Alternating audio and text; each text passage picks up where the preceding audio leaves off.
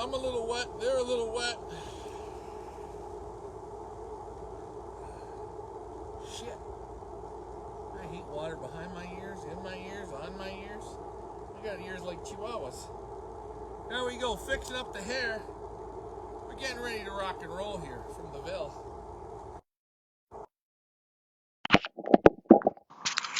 Mike Sheridan's in the house. We're just up the road with them. We just seemed to get rain on top of rain and cleared and rain, rain, and rain, and rain. And it wasn't like regular rain. It was like sideways rain, like soak your hair rain. Then what else did we get? We got rain, up and down rain. We got rain from the ground going up.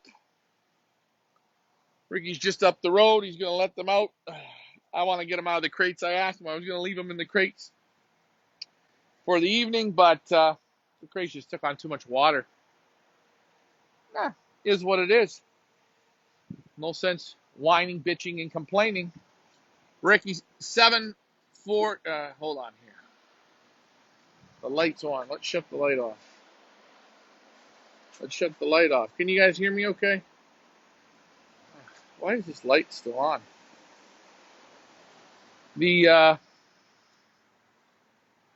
I'll tell you, boy. Whoa. It was raining. It was blowing and snowing. Oh, it was awesome.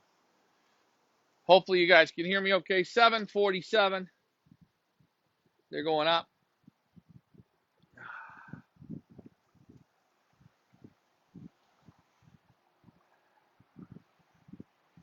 And I'm just going to open these windows up. A little dark in here, but that's okay.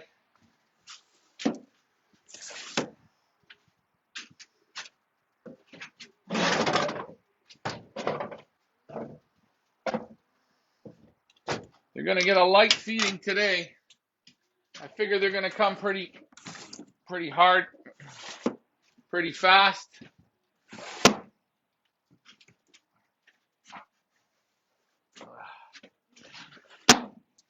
Oh, water everywhere. Opening these bobs up. Hopefully y'all can hear me okay.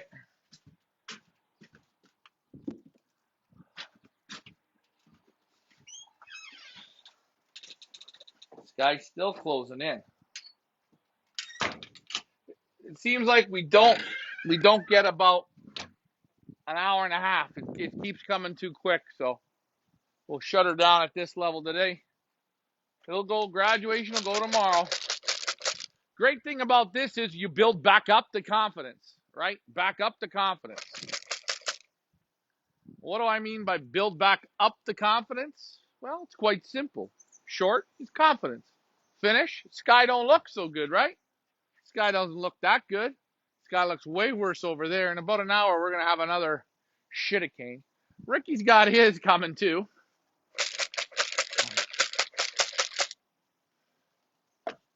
We'll see how these guys are. They're just up the street, so not far at all. I didn't want to let them out there in our driveway. Just too many. Well, you look at the rain. Look at that, eh? The rain was coming good.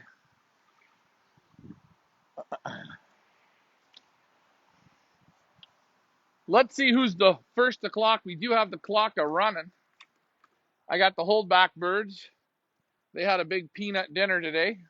Kind of like duck fat, but it's better. Here they come.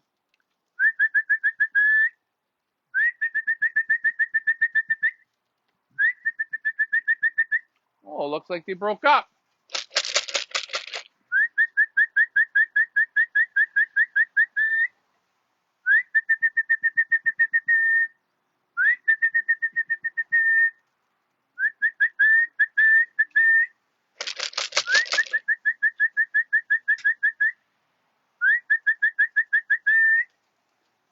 Oh, there's the other group.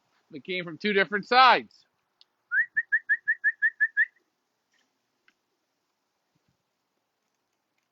So they're all back. That was quick, as we said. Just the duck farm.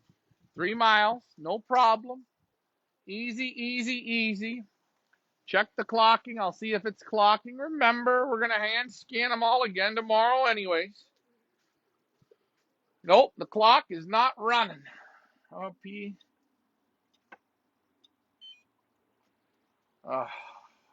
Oh, maybe it is. Maybe it isn't. I don't know.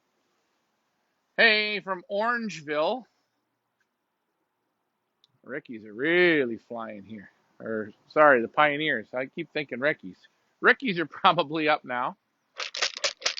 Good evening from the village.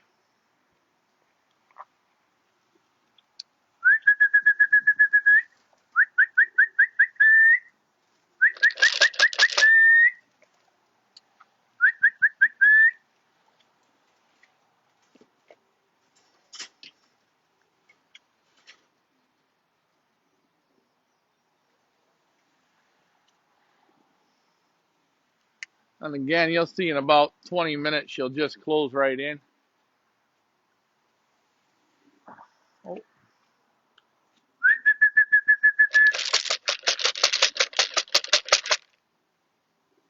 my feed's even wet. Wet feed never sounds good. Hey, look at you. Look at you.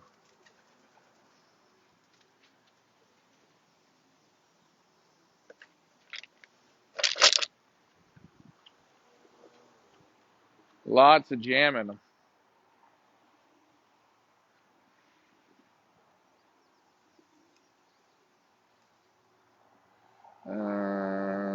No clubs or fanciers in my area. Well, where are you from?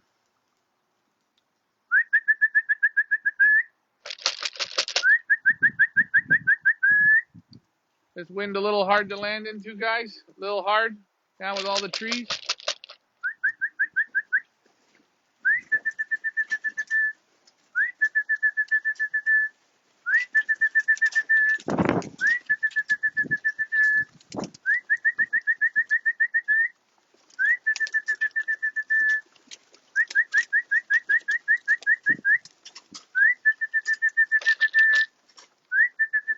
Oh, you just come down to the Pioneer Village. That's where the only people want to fly. Come on in. Let's go, please. Let's go, please. Let's go, please. So slow. What are we doing? Come on. Get your underpants in a twist. Come on. I know. You want some feed here? Want one piece? You get one piece. How about you? Oh, you're Mr. Peanut. Come on. Go in. Come on. Come on. I got to put you in. No, no, no. Come on. No. No. Go in. Go in the loft. Orangeville. He's from Orangeville. You still want to come to the Pioneer Village. Everywhere else, it's like sleeping. If you want to fly in an old folks home, join the other clubs. You want to come to the place where you want to be, come to the village. Hey?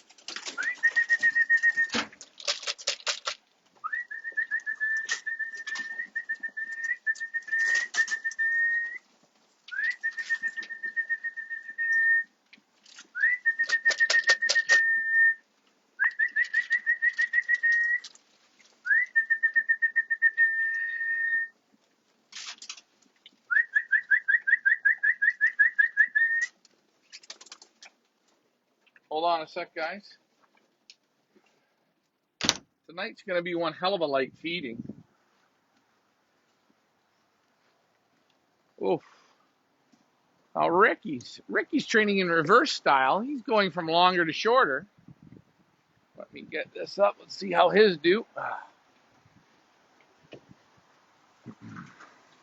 Well, they did about 3 miles in about, I don't know, 2 minutes. So that's a positive. That's what I like to see. You see that storm coming in.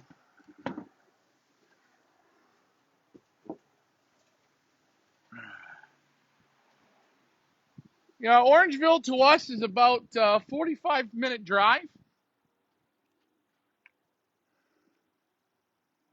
We're going to wait here for Ricky's. Let's see how Ricky's do.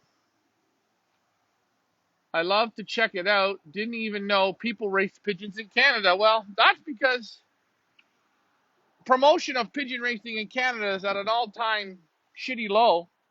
Not at the Pioneer Village. That's why you found us. Wow, amazing. Us trip down fallovers. We can do something right. By the way, my friend, what's your name? Noah. I'm Ryan. Nobody likes me. But I like pigeon flyers. And if you're a real pigeon flyer, you can come on down. You're more than welcome to come and watch the races. We race every Saturday, starting the 29th of July on the Saturday. Races every weekend. You can pick birds. You can pick whatever you want. You can have some fun. Fun. Did the clock, or what is that, a me thing, or what's going on? 99 red Noof balloons are in the clock. Ricky let them out at 47. Is that the right list? We can't have 99 in. Well, maybe we do. I don't know. Oh, the rain's starting to come. Oh, poor Ricky. We're going to go with Ricky's here.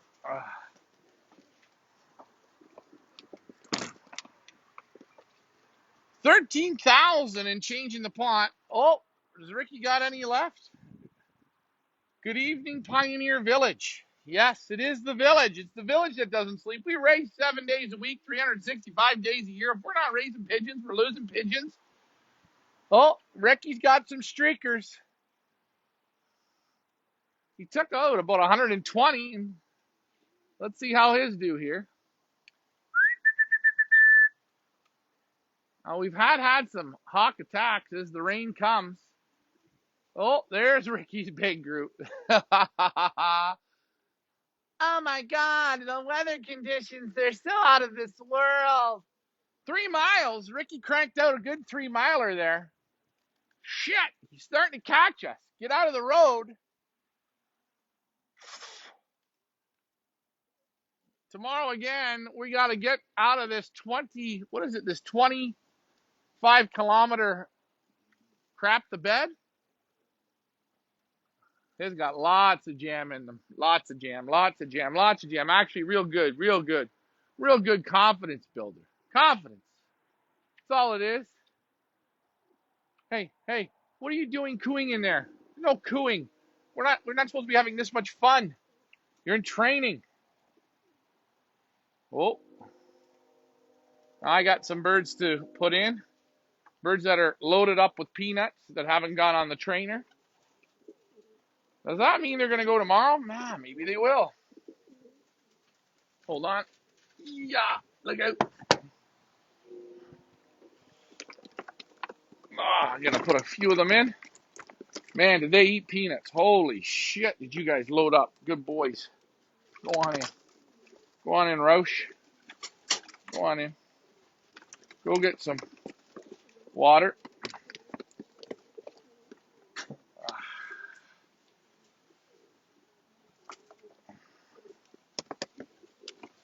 There you go.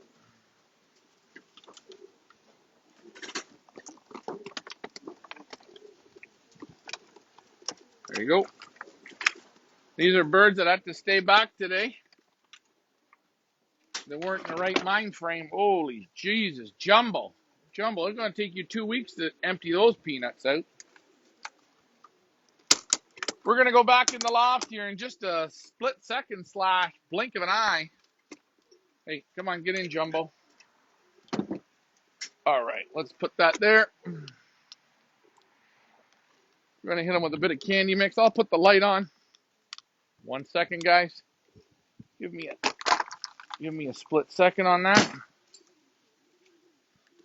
It came good, Ricky. They came good. Hold on, I need my cord here. Hold on. Yeah. Ooh.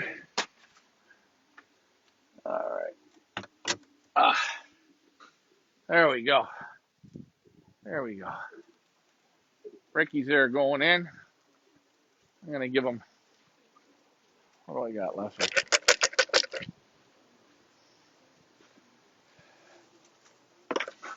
I don't need much feed today. We're just going to teaspoon them here. So much for... You only hit a bit of rain coming down. Look out, please. Excuse me. Come on. Get in the door. I'm going to shut the door on you. Come the other way. Come on, knucklehead. Let's go. Come on. How far today? Well, answer. How far did you go today? Tim, we were all set up for 25 kilometers. And then we got like some pretend tornado warnings, but they weren't even real tornado warnings in our area. And then we went down the street, started to go, and she collapsed rain. So we brought him back, and then we just took him right to the duck farm. Good 3-miler. We're going to give him just a little bit of a thank you for sitting on my phone. Very ignorant of you to do that. Here, you wanted the food, you could have just asked me nicely. Instead, you got to be ignorant. What are you, an only child? Now, there's nothing wrong with only child. Please don't take that personally. Oh, I don't want the only child people coming after me. Light mix tonight.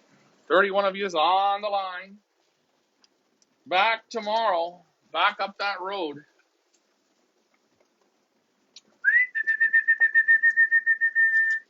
Just the sneaky mix right there. That's it. Sorry about that, guys. We wanted to do the graduation today, but you know what? It wasn't regular rain. It was like up and down, sideways, left and right rain. At least we still got a good 3-mile confidence booster. You guys always got to remember, sometimes short tosses are just as good.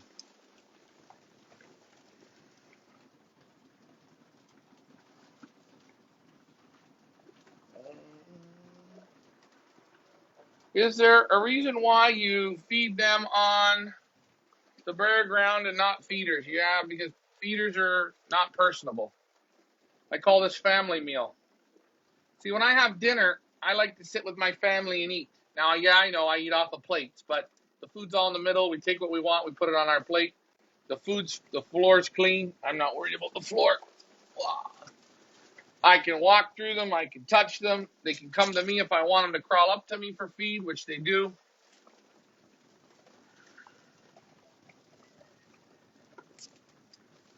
Yeah, it's kind of like a circus, I guess. Lots of short tosses. Look at my feed, eh? My feed got soaked.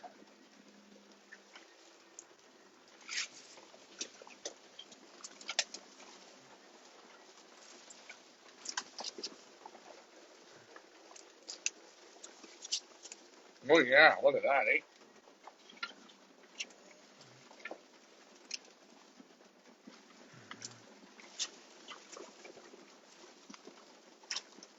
Slow and steady, slow and steady.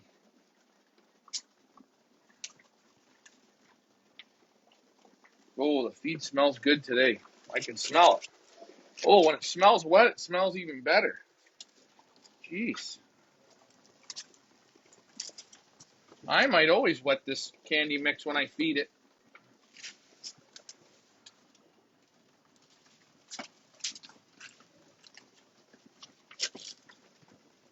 Good evening, Dominic.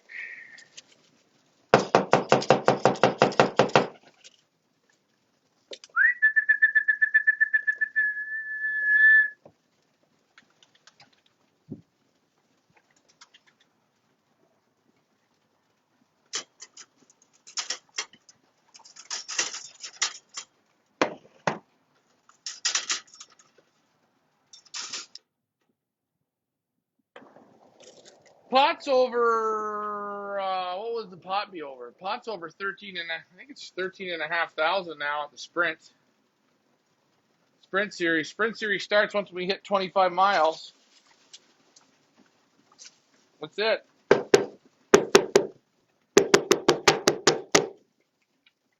No more feed tonight, guys.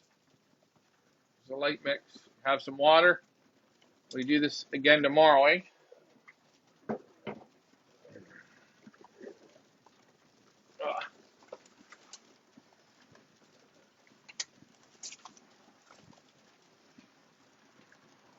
What's the weather for Friday? It says 40% chance of rain. We'll see if we can get these up early tomorrow. I don't know, maybe around 11. I actually really thought she was going to clear, and she cleared about 6 o'clock. She was good. She was good for about an hour and a bit. And I thought it was going to get better, but it came back through, and you know what? It's okay. Like Leah says, they're partly cloudy. Whatever. That's all right. That's okay. That's okay. That's okay. That's okay. That's okay. That's okay. That's okay. That's okay. That's okay. That's okay.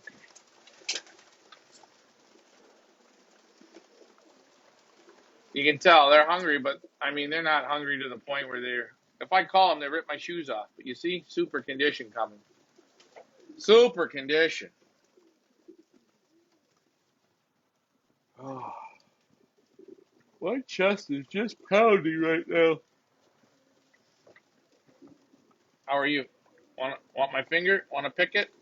Think there's anything on it that you want to eat? Huh? No? Hey? Hey? No peanuts today, guys. We gotta do some work for this. We haven't done any work. We're sucking the bed here. Go on. Go on. Go on.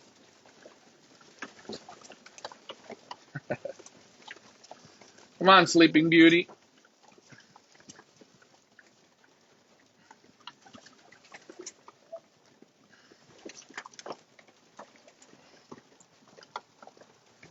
Doing some exercises here, just moving them along.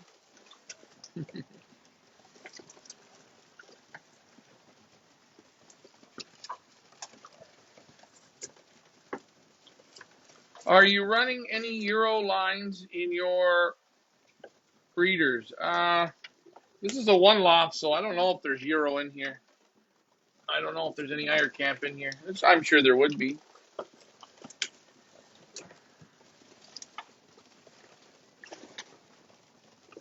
Ah,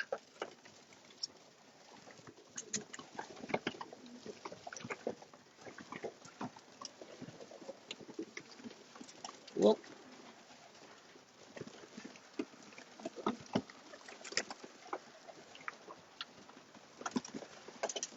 Oh. Oh. There they are. Hey, Zeus, how are you? You're back on the road the right way, eh, bud? Oh, Sleeping Beauty, why do you always get in my feet? Hey, Peanut, how's it going? Hey? Ow! Ow! Monica, oh, Monica is, yeah. Bar Loft, Monica Flewinski, yeah, that's right. You want to eat my ring? It's Carbion Circarbion.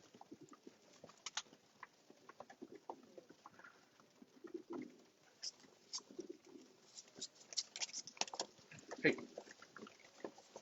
I can't feed you corn tonight. We got to go to work tomorrow, guys. This hasn't been the same. You want me to sit with you? Okay, I'm gonna get right down, but remember, don't attack me, okay? You got to remember, I'm allergic to pigeons. Pigeon lung disease is not the best. Ugh. Okay, I'm gonna cross my legs. Come on. When Ricky was in Egypt's land, let my Ricky go. There you go.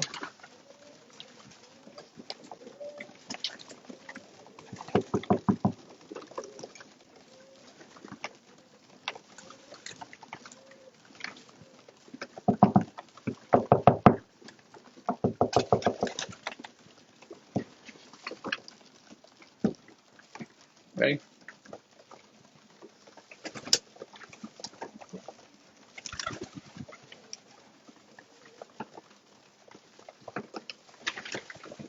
Right. Oh. You like the Kirby and Sir Caribbean? Now you want to? My teeth look like corn, don't they?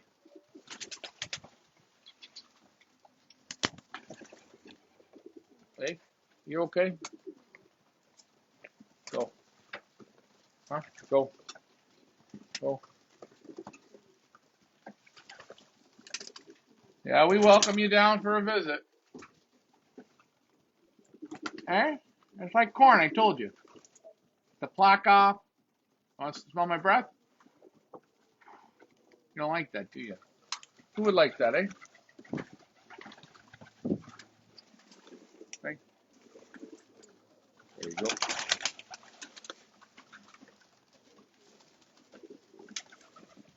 Oh, my head.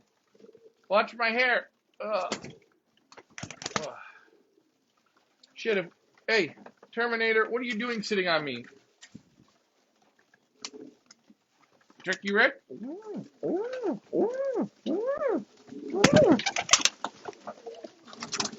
Yeah, let's sit. You want to sit here? Come on, let's sit on the floor. Let's see how many of you are going to crawl on me. Come on. Oh.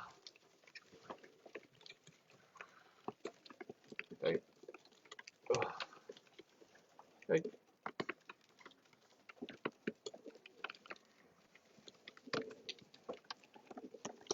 Woo. Hey. Hey. Ah. No.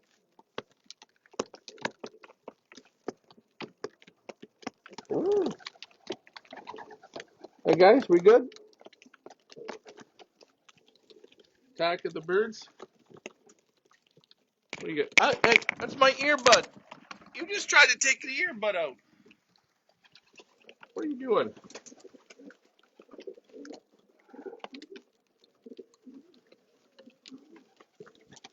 Oh,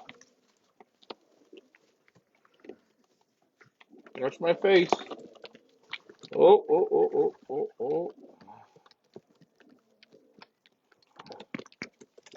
That's my earbud again. What are you doing with the earbud? Hey, hey.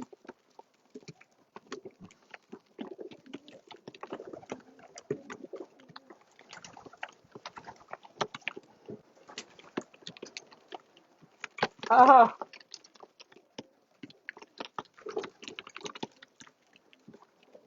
We got more rain, guys, or what? Oh,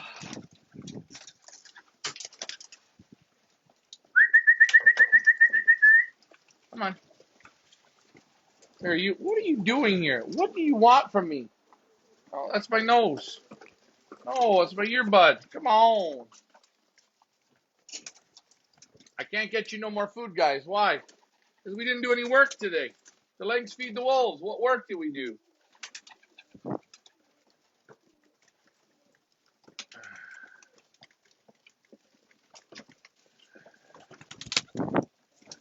Yeah, Ricky just learned how to fly last year.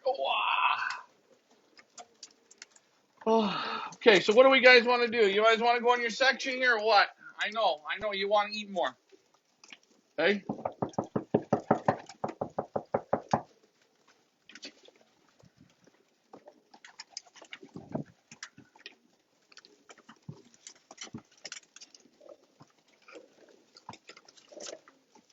Tomorrow, no loft line. We're going to go straight to work.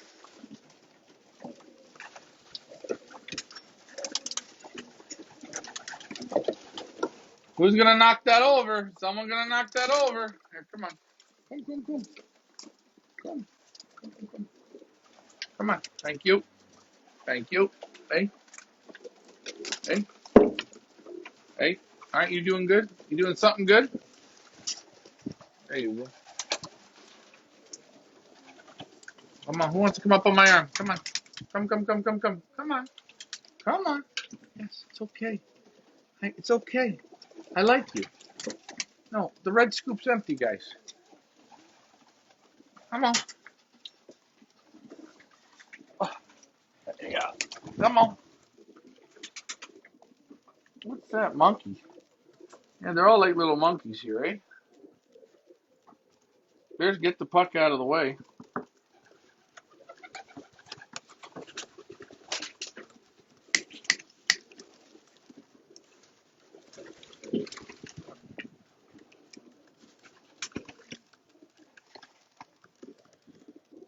You guys are hungry, but you're not this hungry. Come on. You guys are all cooing and fighting and carrying on. Hey, hey, Pops. Hey. Oh, we're having. You guys trimming my fingernails? I got dirt in my fingernails. It's good proteins.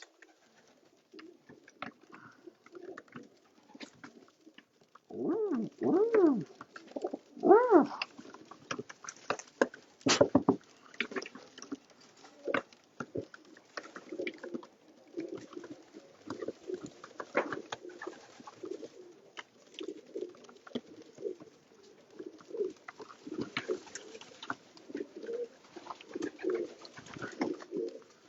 What are you guys gonna just enjoy picking my fingers here? I know if I lay down, you'll rip my earbuds out. Hey, hey.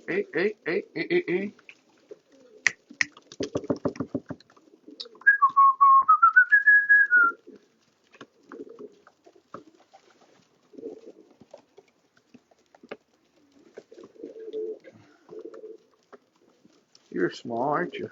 Look at how nice you look.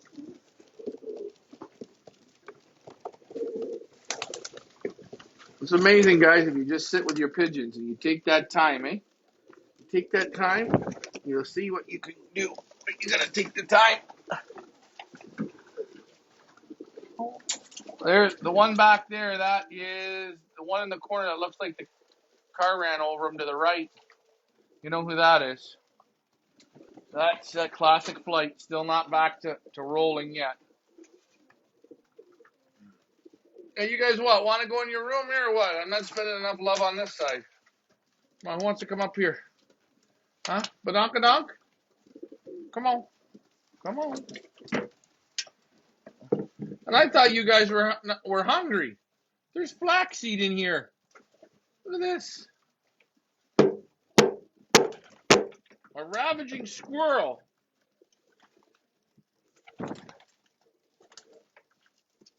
How are you, Sleeping Beauty?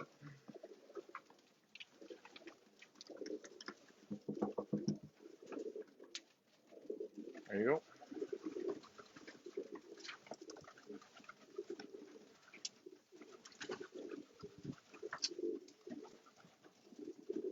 You guys like sea glass?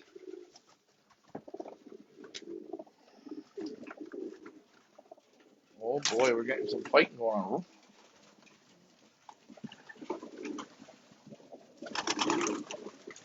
So what do you think? Should we let you guys in the room or we want a little bit of corn? What do you think? Hey?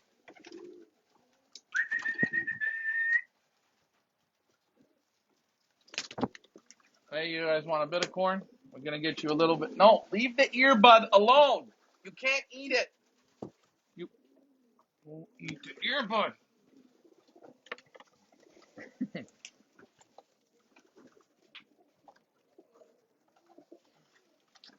Then there's you.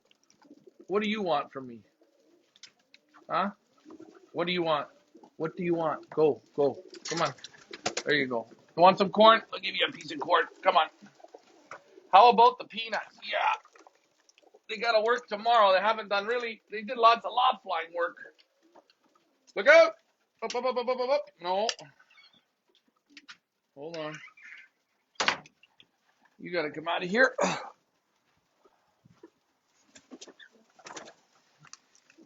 Hold on. Now, the peanuts was yesterday. Okay. This is all I got. Right here. This is it. Oh, Jesus. My legs are getting tired. Let's put this in my pocket so I can pull the seeds out. All right, corn. Who wants a piece of corn?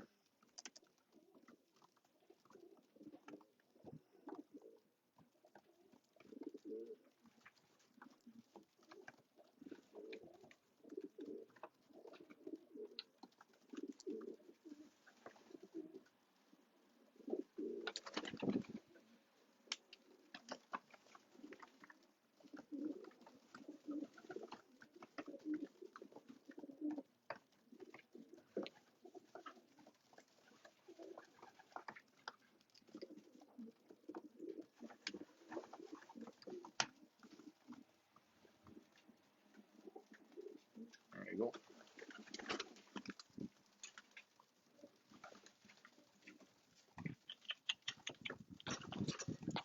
here. Come on. Hey. Come on. Off my head. Jeez. Come on. Come on. What are you, stupid? Come on. Come on.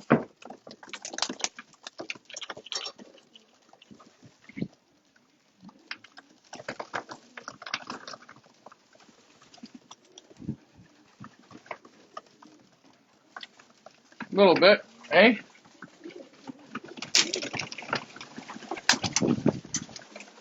I only got a little bit here, Curtis. You want a piece? Come on.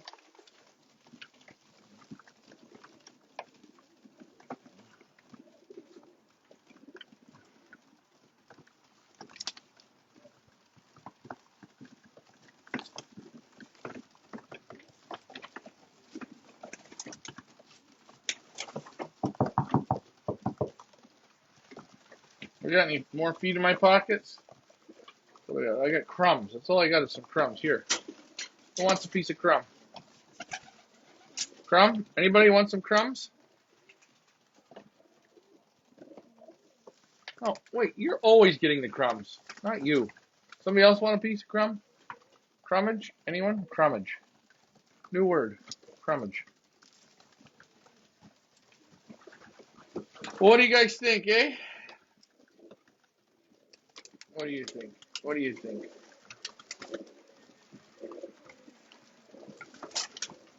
You shit on me. You shit on me.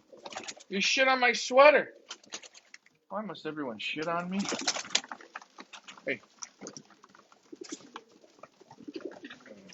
The whole secret is getting the birds trust you. That's what he's doing. The moment gaining their trust. You know what? This isn't gaining trust right now. This is called taking a real beating. Hey, you're okay. Oh, oh, oh, oh.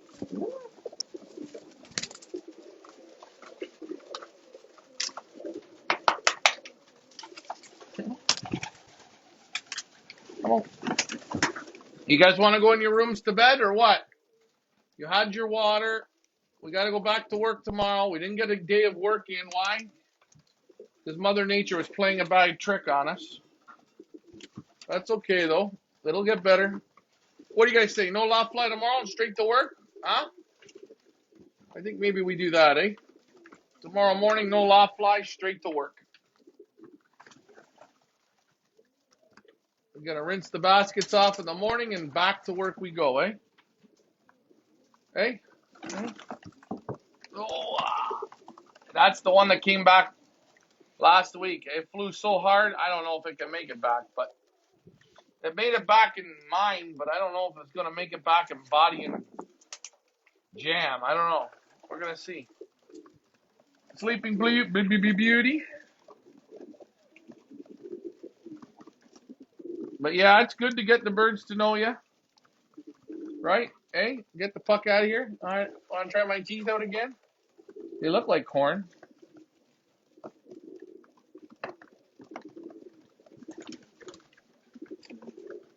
I think tomorrow when they come, they're either going to do real good or they're going to wobble. Oh.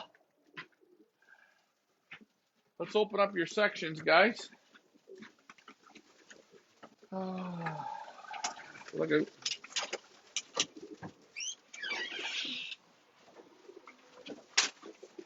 some old birds. Now, what I will do when I leave this section, see, they're kind of jazzed up for tonight. I mean, basically what I say is watch.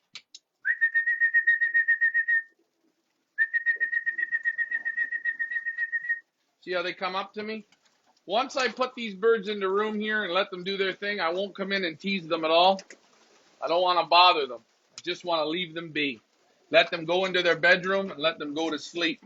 Because if I come in every half an hour, they're going to get off the perch thinking it's dinner time. But that ain't happening. There's no dinner time. They worked today. They burnt the gasoline off. Hey, Tracy. And that's it. Look out, please. Come on, Sleeping Beauty. You're supposed to be sleeping. The birds that stayed back, between you, me, and the gatepost, they had all you could eat peanuts. And I mean, they had so many peanuts, they can't even stand up. I did that on purpose. Boxes are all nice and scraped out. Rickettes are on eggs. I opened the last room up, but the last room's got a feed can in it, so I don't want them to get into that because they will eat like pigs. The lights stay on till about 10 or 11 in that time frame. You don't have to be bang, bang, spot on. I'm going to shut these chutes. I don't think I'm coming back out here tonight. I think all the dummy-os are home. I got to open up one more section.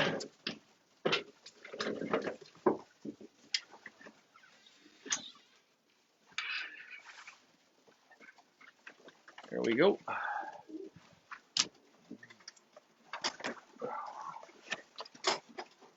Oh. Hey, look out of the feed bucket, please. We're not eating feed, eh? I told you that. Tonight's dinner is getting delayed.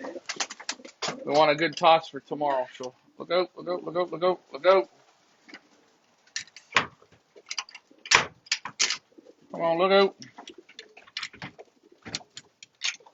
Come on.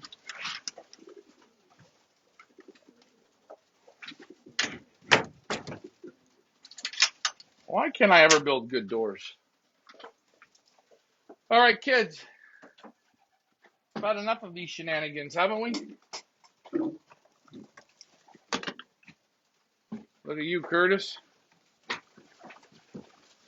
Let me.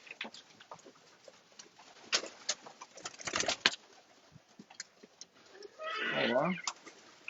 No, get off me, please. No, get back, please. Get back, please. Get back. No, thank you. Gary Rowe. Gary, your bird went on the toss yesterday. I kept him back today, loaded him up with peanuts. So I don't think he's going to go on tomorrow's toss, but he'll start up in the next day. That's the real strong one. The skinny one, he's going to have a little bit more time off. But I mean, just packed to the guts with peanuts.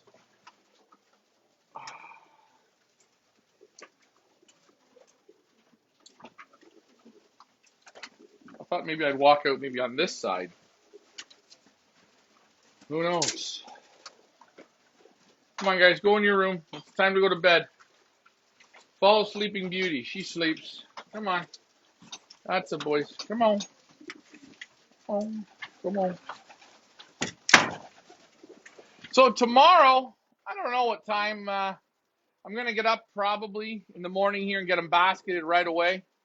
And then what I will do is, I don't know, maybe we'll do noon release or 10 o'clock in the morning release from the 25 kilometers. Get that out of the way. Get them loaded up with feed. And then let them rest. I think maybe that's what we'll do. You know what? I think we could have snuck this one out. I really do. But you never know. You never know on the course. And I mean, it wasn't regular rain. It was like shitacane rain. What is shitacane rain? It's like hurricane and rain and wind, and nobody knows even what direction the rain is coming. Scout, please, for the love of God, Scouty, enough. Get in. Come on, I'm going to make myself a stiff drink. I mean, this drink's going to be pretty damn stiff. That's all I can say. You guys are more than welcome to have a drink with me if you have any questions. Now is your time.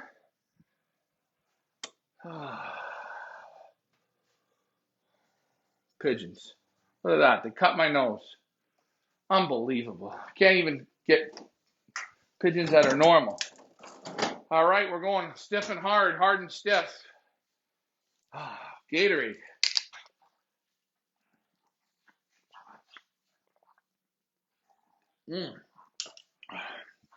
So what you see is what you get. My apologies. But it is what it is. Got some war paint on your nose.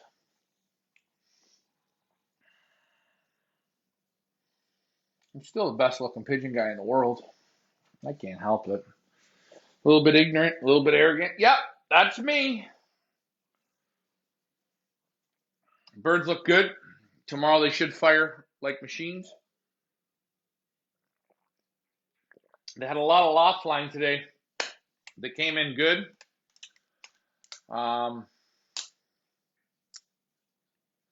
Guess I'll just do another inventory.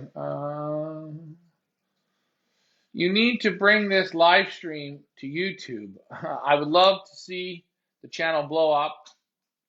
Yeah, we do. We do our shows on YouTube. This tonight was supposed to be on YouTube, but like Leah's writing there, like Leah was saying, tonight we just didn't go on. We had to cancel the toss. We went to 3 miles. The reason we only went to 3 miles, we actually had them back here. But if anyone knows where we live, there's so many trees and we got wires and everything. I just didn't want to let the birds out. So we took them back to the duck farm, which is 3 miles. I think they smoked that off in about 2 minutes. So I know they're focusing in. Right call, wrong call. You can call Tony Alvis. I said, Tony, I'm coming up. I'm on my way up. And Ricky left here. Ricky got about 2 miles down the road and he hit sideways rain. He hit rain so hard that it soaked the top level of birds. So at that point we said, why play with fire on this one? But again, I still had to get a toss in. I had to get something in. Something for the confidence for up in here, right? Bang, bang, bang. That's what I wanted. So 3 miles, 5-6 kilometers isn't bad. That's what we do. Again, tomorrow it says 40% chance of rain. Now tomorrow it says 40%. We could have rain all day. Will we train tomorrow again? Yeah. I will train even. Is the clock available today? I don't know. Well, we don't worry about the right calls. We worry about. Well, you know what? I look at this now, and I would have said here. I guess we could have let them out at 8:15. We still got enough light. The sky is clearing real good. You just don't know. You don't know. You know what? Ricky's got to bring his birds in. So today got canceled. There's no big deal. There's going to be other days where we got rain and shit. Again, if I was in the middle of a season, and I had a day like today, I would use that as a complete rest day. And if I was going to train, it would be anywhere from a 3 mile to a 10 miler, just what we call like a zinger. Just get the brain confidence, pick up the pace. Again, this week hasn't been the best weather, but we're working on it. We're rebuilding from last week's catastrophe of shit, but nothing we can do on that. Sprint bird pot over 13,000. A lot of money in this pot. I think 13,000. I think that's like 3,000. I think 3,000 or $3,100 per sprint race. Remember, in those races, we pay out first, second, and third in clocking order. So there's going to be some good prizes. Geez, I don't even know what's 50% of 3,000. $1,500. So $1,500 for third. 10 pigeons left to activate. 10 pigeons left. Guys, go out there. Somebody activate all 10. I'm telling you. I bet you one of the 10 birds that isn't activated is going to be a winner. I just have this feeling. We're going to try and get some of the birds that are, how do I say this? Some of the birds that came back into that sprint series, if they're ready, like the one from Gary Rose ready. Roush will be ready. Betty Boop's going to be ready. There's the sprint link up there in the comments. You see it right there. Go and check it, click it, do whatever you want with it. And remember, you don't have to put birds in the race here to participate. With the sprint series and the pick birds we have every week, going to be some good money we're going to be racing for. Once the race season starts, every week we have our pick birds. And we normally sell 3 shares of each bird. So that pot can get anywhere from $2,000 to $2,000 to $5,000 per week. So it'll be fun. Ireland guy from this afternoon. Yeah, a guy from Ireland activated. That's great. International support. We like that. So we just keep going, really. Still getting birds back daily. Today, I think, is the first day we didn't get anything back from last week's wobbler. The red team wobbled. So I don't know if I'm going to double toss tomorrow or if I'm just going to single toss, like the group for the money. Maybe we'll do the group for the money at 10 and then do some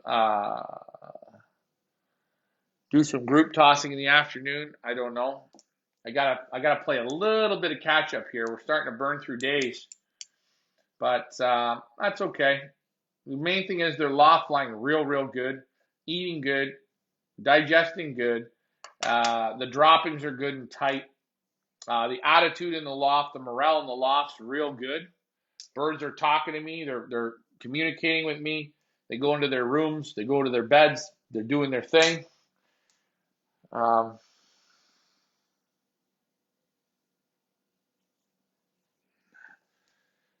And yeah.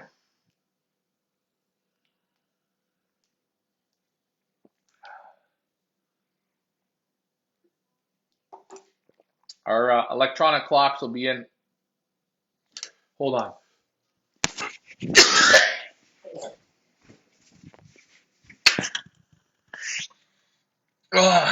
Sorry about that, guys.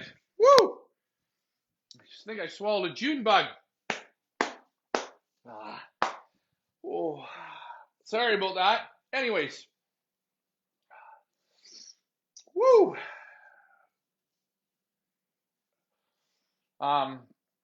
Yeah, clocks will be in. The people who bought the benzene clocks, they should be here.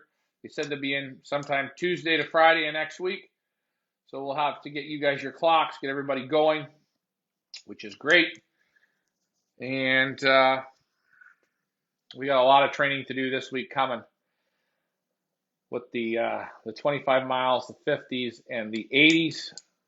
I'm not going to overly worry. We got time. Birds are getting it now. But it's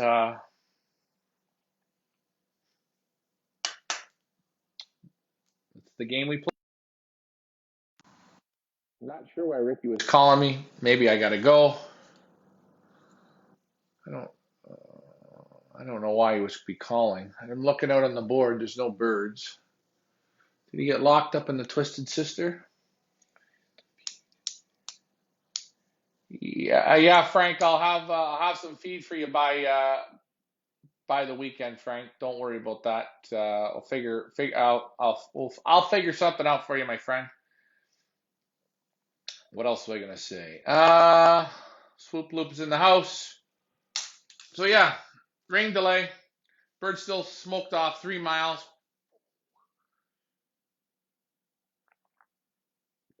Gaining their confidence back, which is good. Tomorrow we go to the 25-kilometer spot, and we'll see how they do. Club meeting next week. That's right, guys. On the 20th. I think that's Monday. I don't know. I think it's Monday. We got to pick. We got lots of fun going on. What did you say, Frank? Still got a whole bag. Just want to stay ahead. Oh, yeah. Don't worry, Frank. I know. Remember, Frank, the reindeer corn. Ease them off now. Hopefully your birds are loft flying better. Frank's taking the Ricky approach, going extremely on a different pace. So, yeah.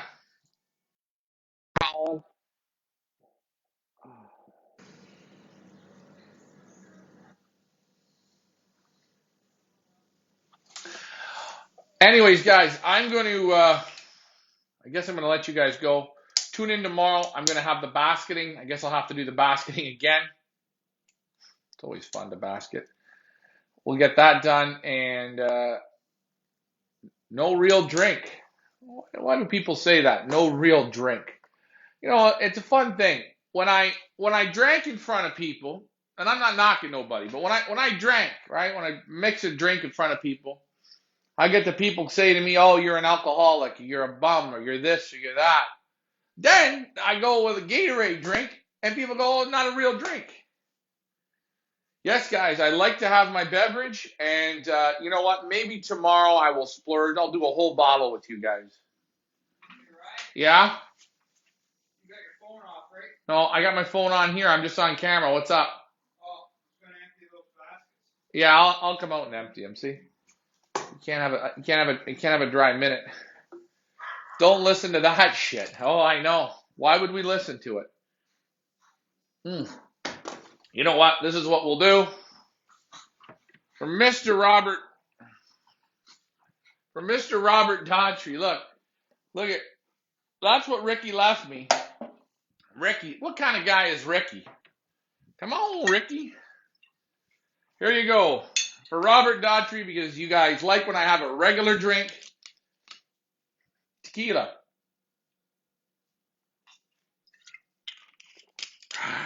Wow.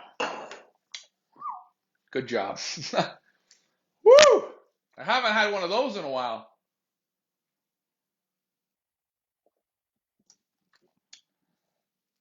Where's Ryan? We miss you.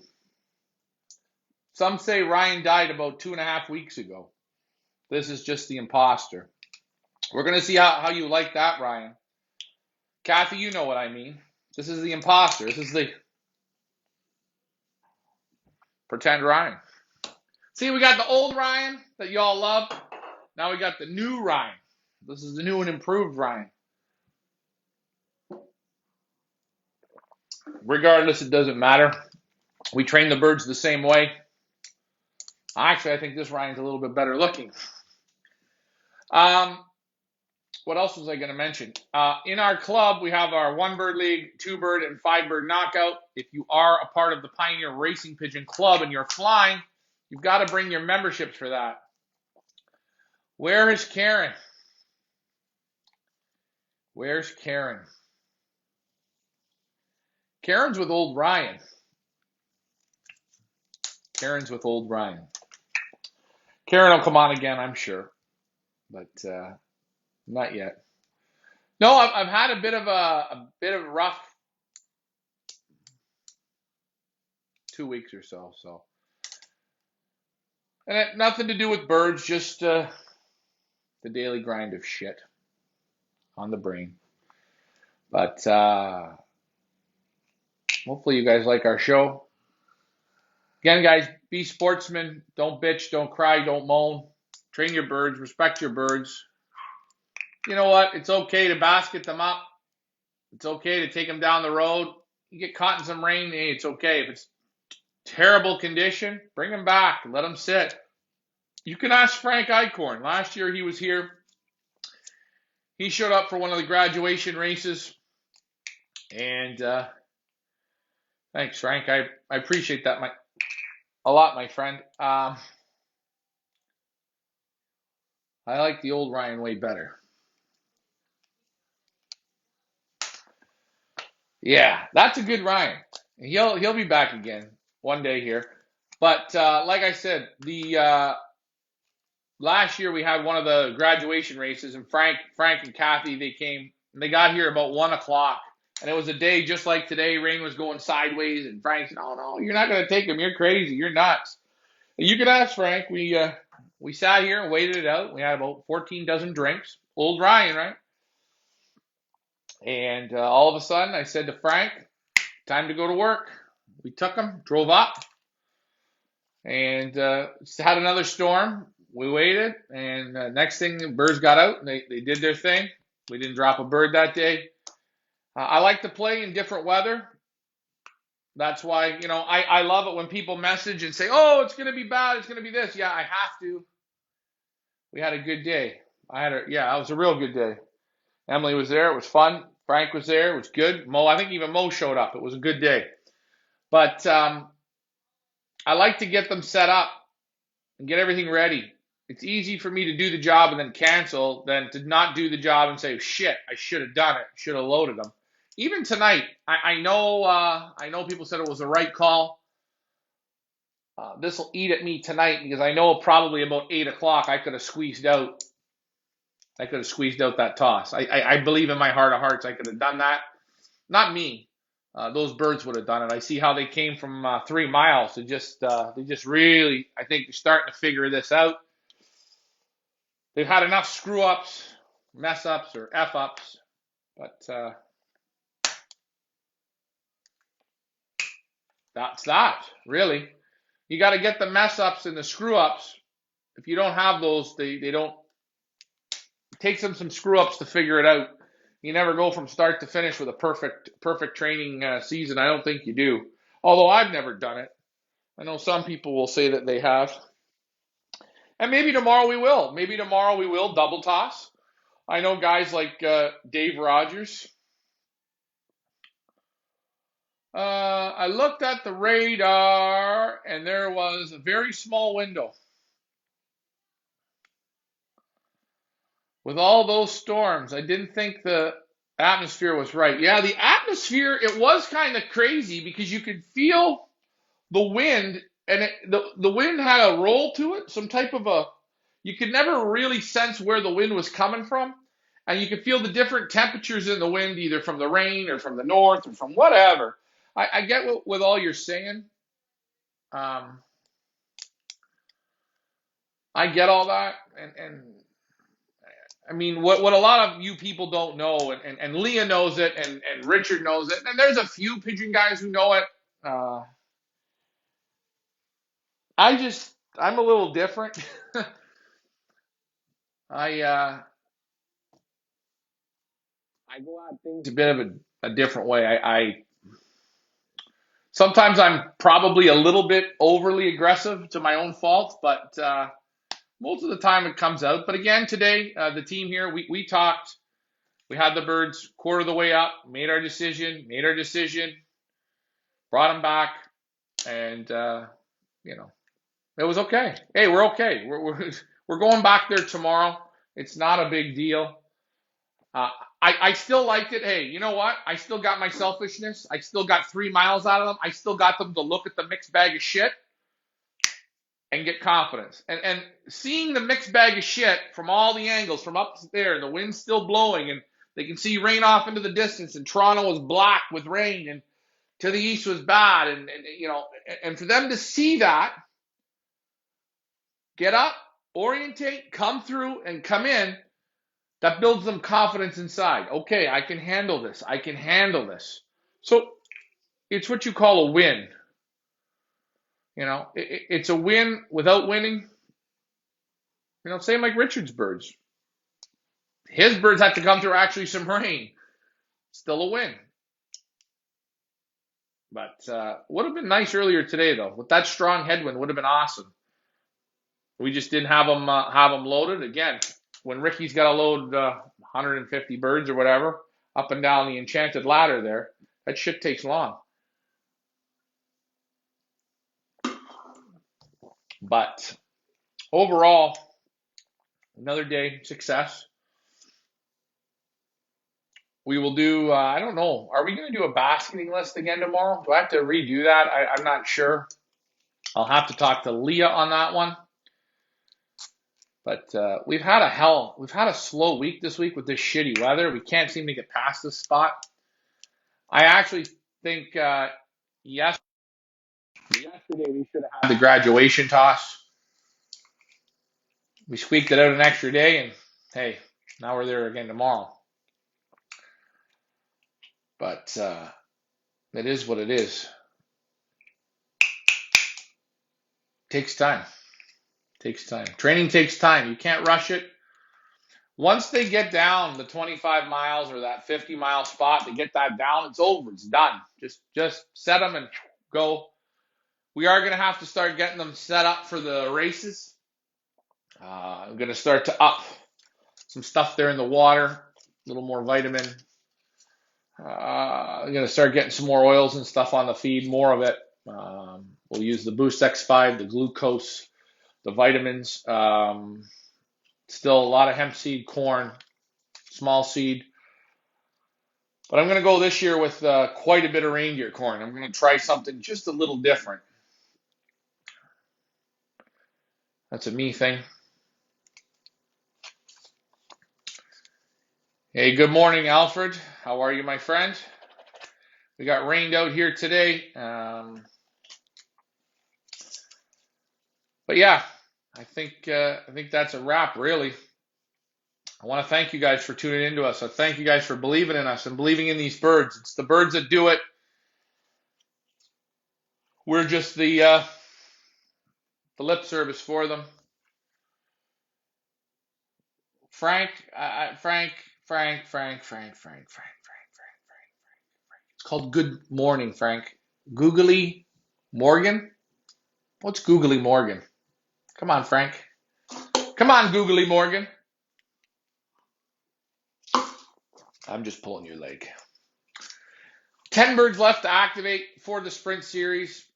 Next year, Frank, we're going to call one of your birds Googly Morning. Okay? Frank's got a Googly Morning next year.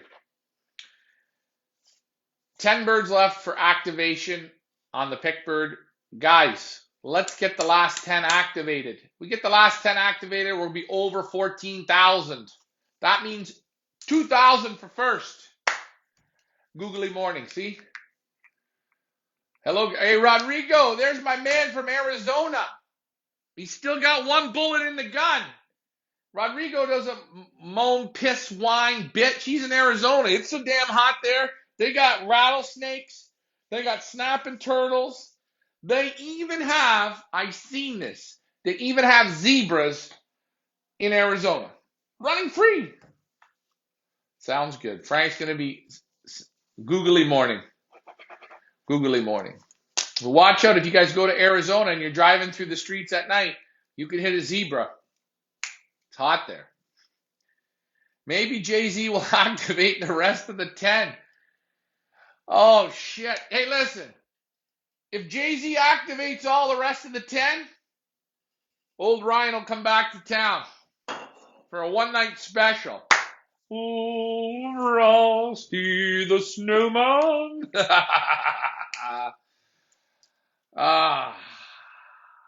The greatest game in the world, pigeon racing. Is hot two guys. What? Is too hot, guys. It's too hot for zebras? Come on, it's not too hot for zebras. I've seen zebras do their thing. Whew. Joseph, where are you? Tracy, don't motivate Joseph too much. Don't do it. Hey, question is, forget Jay-Z, where's Owen? Oh, and yeah, guys, I haven't been doing the morning law flies. I'll be honest with you. I let them out, and they go for about 10, 15 minutes, and it's real weird. They'll land, and they'll, like, chill out for, like, 10 minutes, and then all of a sudden, they just, like, they go. Little different group than last year. Owen has a new girlfriend now.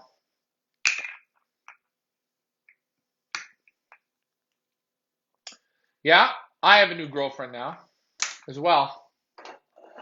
In Arizona is hot. Saturday, I think he's saying he's flying Chateauroux on Saturday.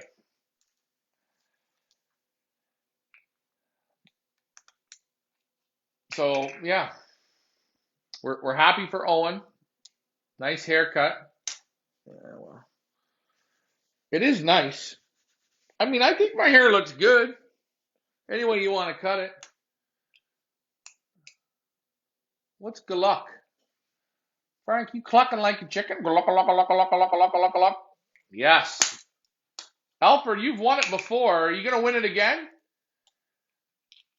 Alfred? Good luck to Alfred this weekend. If there's one guy I'm betting on, it would be him.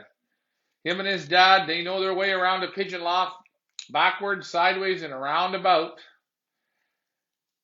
Total gentleman, total good pigeon sport, great pigeon attitude, and knows how to win. And I'm pulling for you. I hope you do well. We will be at 25 miles. And once we get to the 25 miles mark, guys, we're going to do that maybe 1 or 2 times and then graduate into the sprint. And that's it. So there's only 10 birds. So if you don't have your 10 birds, if you don't have a bird and you want, I'm here. See? See, Tracy? See, Tracy? See? Owen is sitting with his girlfriend and they are watching this. I'm very nervous. 612 pigeons along. Ooh, he's going with 12 pigeons. Good job, my friend. He's done this before. He won the whole kit and caboodle. Alfred, if you win, if you win, if you win, if you win,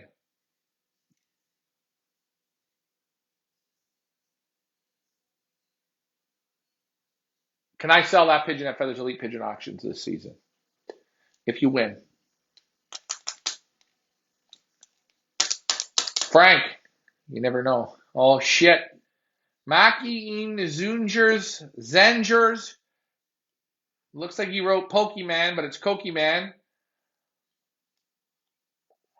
There's a lot of shit going on there. See, there's a lot of Dutch wordage. Don't worry, guys. The Dutch are good at pigeon flying. The Belgians are just a little bit better, but that's okay. I just did that one for Dave. Birds are ready to roll tomorrow. They had a super light feeding with the candy mix. The wind is on the head. So for new people, that means the wind's blowing on the nose. Let me ask Alfred, your best bird will be a hen. Is that correct? I bet you I'm right. I bet you he's going to do it with hens. The hens like Alfred, trust me. I know. I seen him in action. I got to get back there to visit you. Lori Crozier's in the house. Lori, Dave picked up the stuff. Yes, the 651. So hopefully he wins the race and the 651 is coming here. And that one's for you, Alfred. I finished another Gatorade Zero.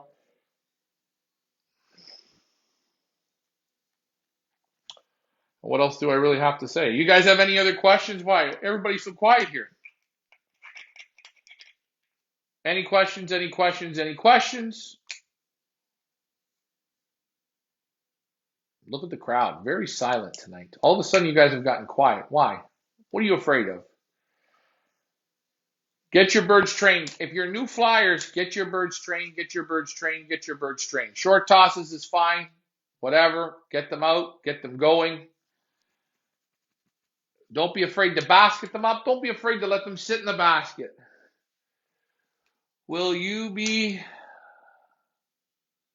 If I win, I'm drunk on Saturday night. Listen, if you win on Saturday night, I will fly. Oh, I can't fly there. Will you go to the Rock tomorrow? No, we're not going to the Rock. We are going to the 25-kilometer spot for the graduation. That's where we pay out first, second, and third. That's $100 for first, $50 for second, $25 for third. When we're done that, we're not going to the Rock. We're going up to Douglas Point, into the canal there, into where the water is. I like to go there just to give them a little taste of some shit. Put them in there a couple times. Then we'll go to Brecken a couple times. Then we're going to be into Bracebridge. And then they got to come over the water. So that'll be that. Remember, Douglas Point, there's money. Brecken, there's money. Bracebridge, there's money. So we got some money to go now. Pickbird Series is going to start right off of on race number 1. We will have the Pickbird Series. It'll be $25 a pick. We'll be selling 3 shares.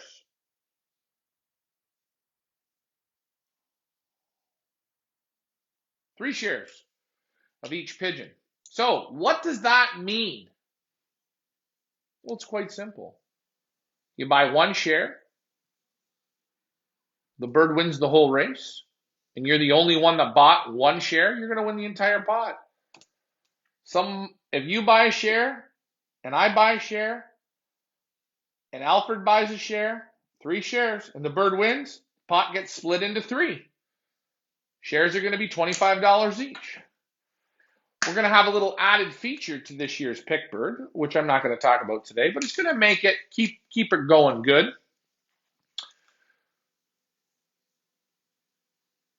And we're going to have a hell of a good fun racing season. 9 weeks of racing is fastly approaching. How do I feel going into this? I feel good. Again, last week, did we lose good pigeons? Yeah. Did we lose dumb pigeons? Yeah.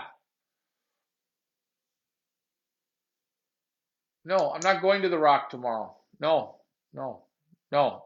No, I'm going to the 25-kilometer spot where we've been well, it seems like we've been there 15 times. If Tony wants to come tomorrow, he's more than welcome to, or if he just wants to come and watch the birds come in here, that's fine. If anybody does want to come and watch or be a liberator or go with Ricky, you can do so. I always say it's more fun watching the birds come in than it is going for the release, but some people, they like to talk to Ricky, and I mean, who wouldn't? I've been talking to him my whole life. That's why I'm the way I am. Oh, wait. Oh, shit. I'm reading the same question. If I win, I get drunk. What band are you? What brand are you feeding? Versalaga and reindeer mix. What? That was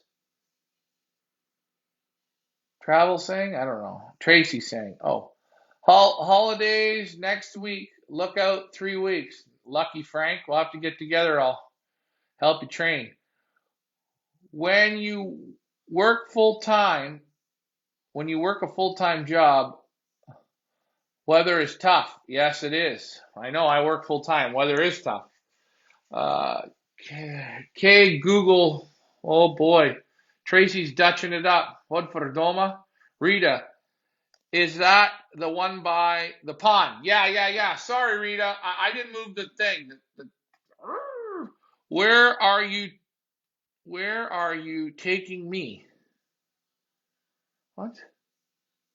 Kathy, where am I taking you? Oh, where's Frank taking you? He's going to take you to Dukeless Point.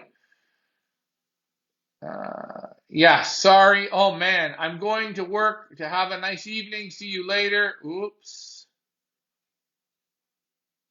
Oops. Oh no. Oh no. I gotta say hi to myself. Uh-oh. I don't know. Here, I'm trying to get this back up. I'm just gonna say hi again to myself. Oh, there we go. Okay, what are you babbling about? Swoop loop. I don't know. Tracy, my birds have been tripping for about 2 hours. In the morning, look at them the next 3 tosses. Okay. Shit, I didn't move up these comments. Dave has a question. Scroll up. Dave, my birds have been tripping for 2 hours in the morning. Took them 3 tosses at 3 miles today. They beat me home. Should I? Oops. Okay, what does it say? Should I loft fly them in the morning and then jump them to 10 miles? Yeah, you can go to 10 miles, 10 or 12 miles, no problem in the afternoon. Loft fly them good. Let them go for their fly. Let them work. Get them in, let them have a drink. Put them in a basket and let them sit for 4 or 5 hours. Then bring them home or then take them to your spot and let them out. Is the best going with Ricky. Lots of fun. Yeah, well, Ricky is fun. I think he said, pardon me, Pervort de Dom or whatever. Si vous plaît, fantastique. Beaucoup, merci. All right, I'm back to the top. Woohoo!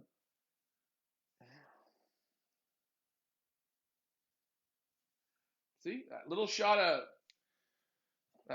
of tequila did her in for me. Got me all juiced up.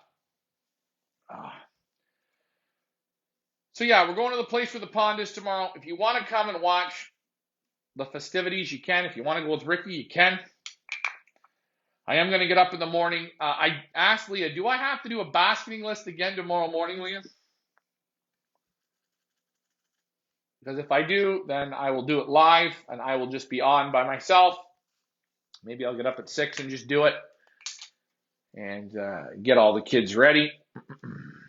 Get them ready for their festivities. You're going to get no loft fly tomorrow. So I have to do a basket list, right? Just give me some thumbs up if I have to basket them again. Just just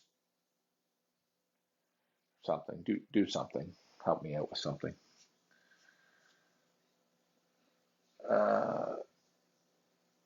Thank you for answering my question. You demand. No, I'm not the man. No. I give you the advice that I would do. Like we went from 3 miles to 9 miles. We only went to 9 miles because there's a good spot there. If it would have been 12 miles, we would have went from 3 miles to 12 miles.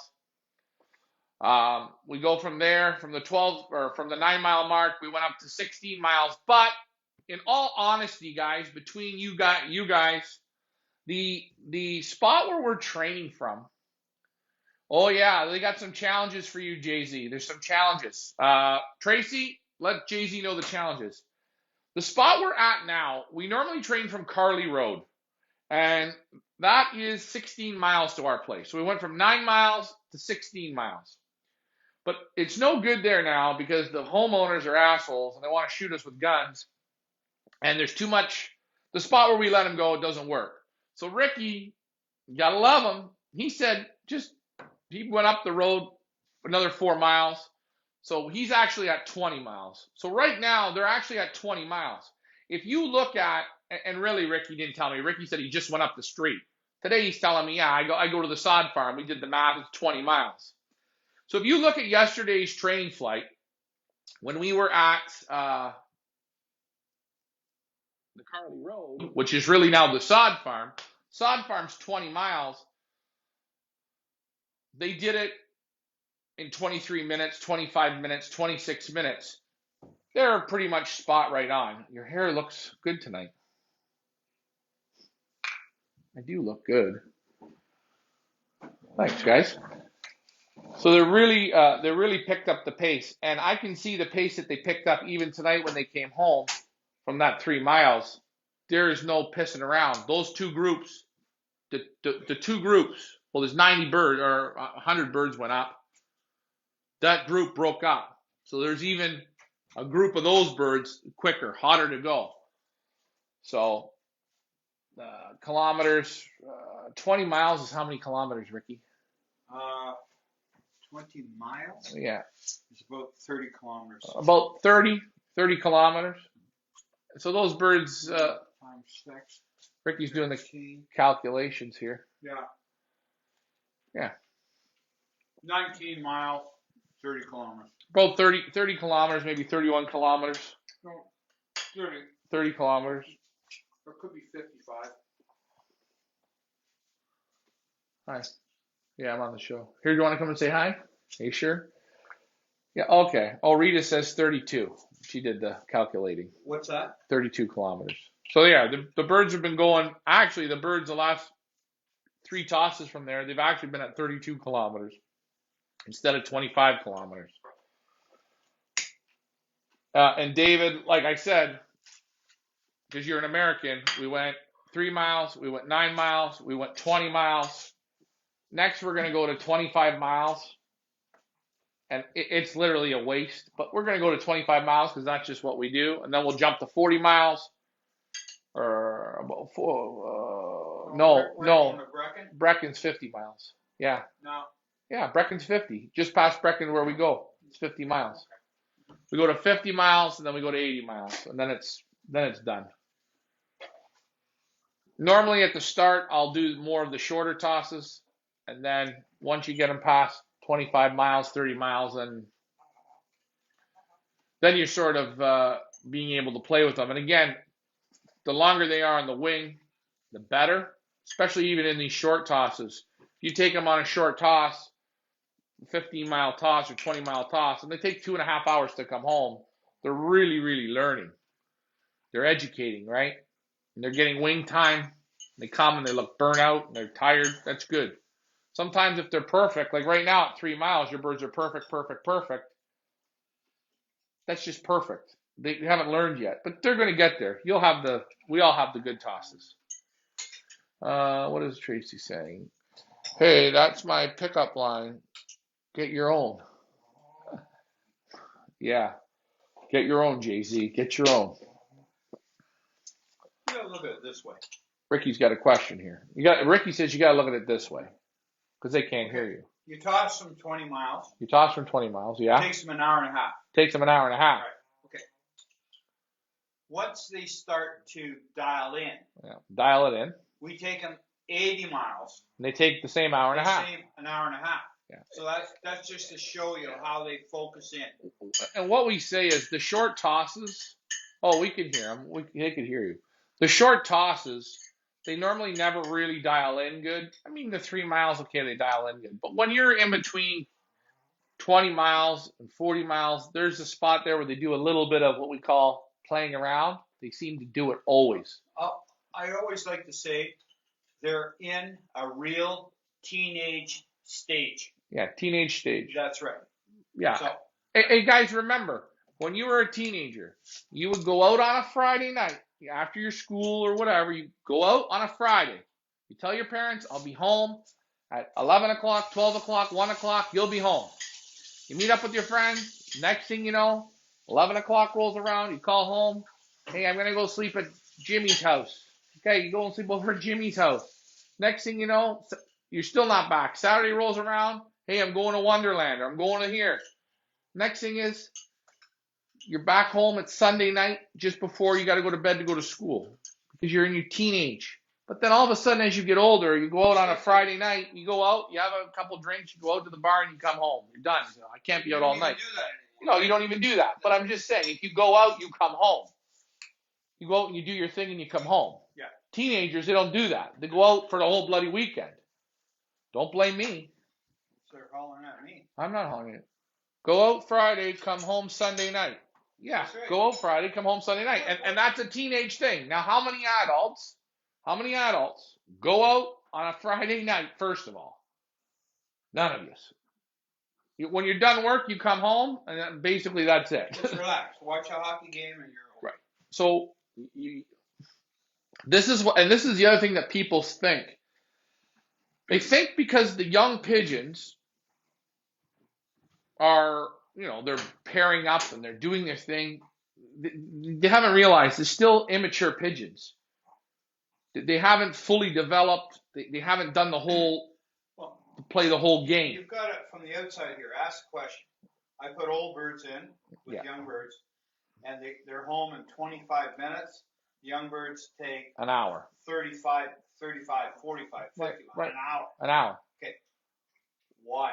The old birds know. The old birds. I got a box. I got a mate. And the old birds are done fucking around. That's right. The truth. That's it. And not cursing, but guys, let old birds out with your young birds. You'll see it. The old birds, Nancy, they almost act like. I would tell you, you put up 300 young pigeons, on toss number 20. And you let out 15 old birds, my opinion, I'm going to beat you with the old birds. Because the old birds, they just look at it and go, what is this? This is a big group of dummies. I got to go. You're talking about yearlings, and once 2 years old, they get a little more serious as well. I go out on Friday morning and come home Saturday night. LOL. Yes, we know that. Now you started early fishing. No. Not coming home depends on whether or not the fish bite. There you go. Well, that's in fishing terms. We're not in fishing terms. I'm going to do a fishing show for you. Don't worry. Come on. Now Murphy's got to go out. Scouty. But with the young pigeons, you got to give them time to develop, time to learn, and time to season. And that's why by the time you're in race 3 or 4 of the season, when you take these young pigeons, you take them 25 miles, you can look and go, oh, it's going to be dark in 20 minutes. You let them out, bang, they're done. They know what they're doing. They know the game. But some of these young birds, they don't have it. Yeah, some don't. That's it, right? And you got to remember as well, like Richard says, some of these birds, they don't have it. They're not racing pigeons. They're out of great birds, but they just don't have it. We all don't have it. Some of us can cook, some of us can fish, some of us can race pigeons. We all are different. They don't have it. They want to go stay at the barn. They want to go over in town and stay. They want to whatever they want to do. That's it. And I've normally found people say to me, oh, if you have a lazy bird, take it in the basket and take it a mile. Take it a mile. I'll be honest with you. I don't think I've ever really had anyone that I look and go, that thing's lazy, that thing's lazy. It'll be better. It'll get better. Whenever I take them training, I take them a mile. It's a waste of my time. They do exactly what they did at their loft. They do a half a circle. They land on the wire. They land on the duck farm. They land wherever they go. They don't do it. Then So he comes back if 8 you're hours later. if you're seeing pigeons that are super lazy, you have that odd one, pull it aside, take the chip off it, and don't send it. Don't send it because all you're doing is looking for a time to go pick it up 50 miles away. Pick it up somewhere else, cause a problem for somebody. Just keep it as a dropper. Keep it as a loft mate for somebody, right? Maybe, it's like you see there in the loft. We have birds that broke their wings. I use them. I'm going to use them. I'm going to separate the sexes. So those cocks are there. They're turned on. When the hens come home that they're paired to, those hens get the reward. Long show. So are you saying with pigeons, they either have it or they don't? Yeah, it's 100%. You either have it or you don't. And this is the thing that none of the people understand. They buy pigeons, cheap ones, expensive ones. They get gifts given to them, whatever. And they look at the piece of paper and they say, well, this is supposed to do it. This is. It says here. Doesn't always mean that's going to happen. Actually, in all honesty, ladies and gentlemen, more than likely, it's not going to happen. But in the same token, the better birds, the better your odds go up. Okay? How many donkeys are you going to breed to get a racehorse? Let me ask you a question. Would you pair a donkey to the winner of the Kentucky Derby? Never. You're never going to do it. You're never going to get a winner out of it. So you got to go for the best birds that you can afford, right? And all I can say to people when buying birds, I think, look at the whole picture. Look at what the mother did and the father did. Okay, look at what those two parents did. Look how they flew. If it says bred for stock and bred for stock, that's sort of telling me I'm not interested in that. Then let's say the parents both flew. Maybe they're not race winners, but they were really consistent pigeons. The top 10%. They're in the top 10%, and they flew loads of races. They flew 2-3 years. And that's really good. Time on the wing. Time on the wing. How far they flew. Are they only sprint pigeons? Are they middle distance pigeons? Are they all around pigeons? Then you go back and you look at all the grandparents, the 4 grandparents. If all those did some flying, your odds of that baby that you've got there, youngster, squeaker, baby, youngster, whatever you want to call it, the odds of it being more of a performer go way up. Go way, way up. But if you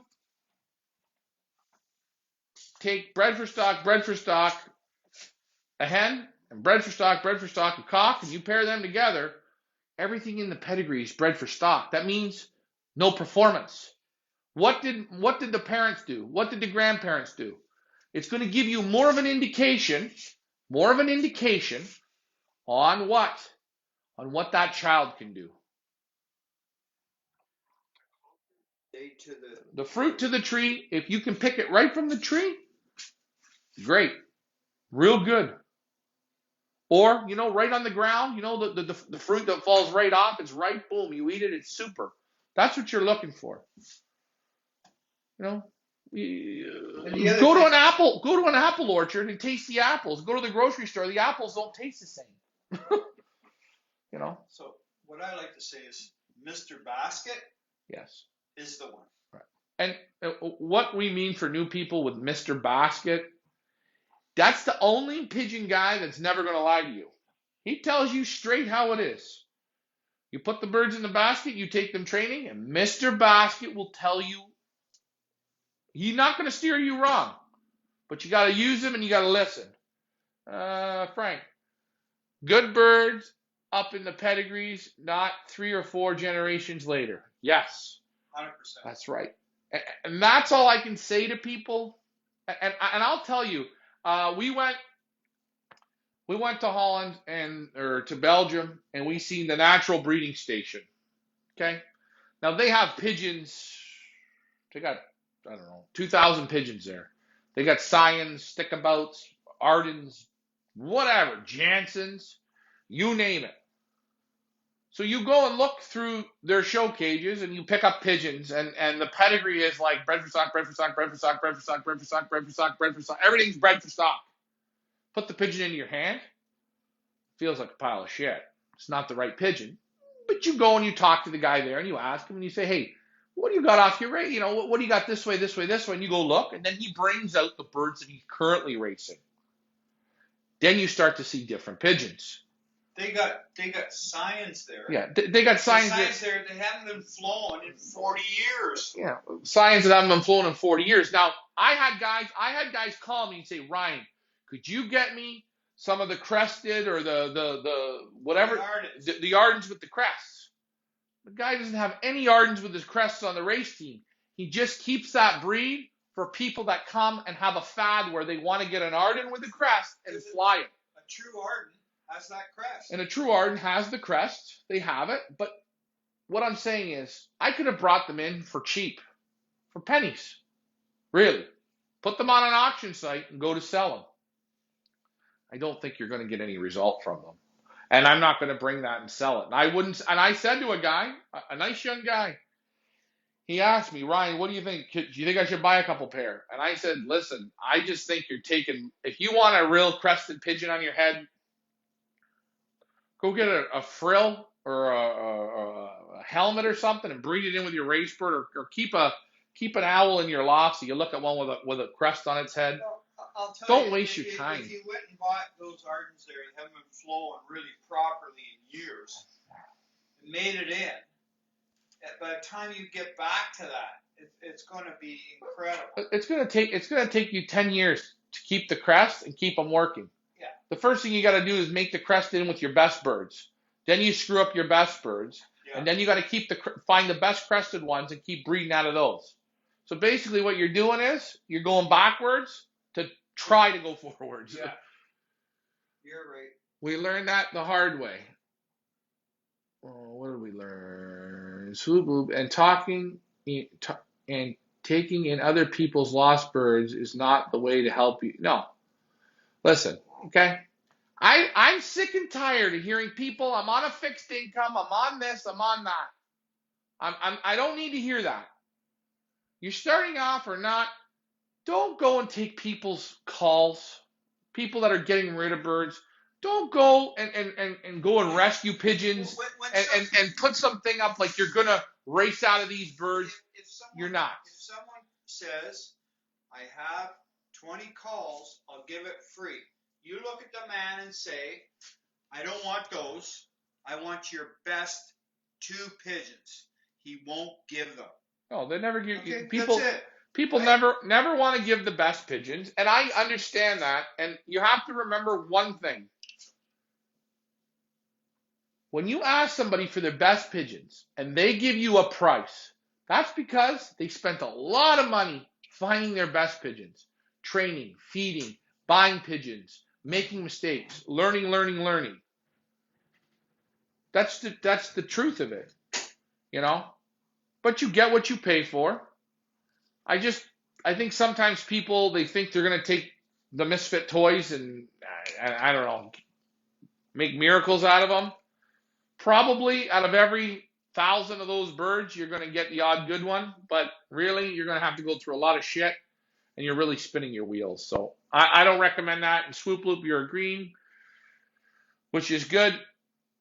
Uh, but there's a lot of good pigeons out there. You just have to know what you're looking for, be selective, and if I can say one thing, just learn how to read the pedigrees. That's the trick here.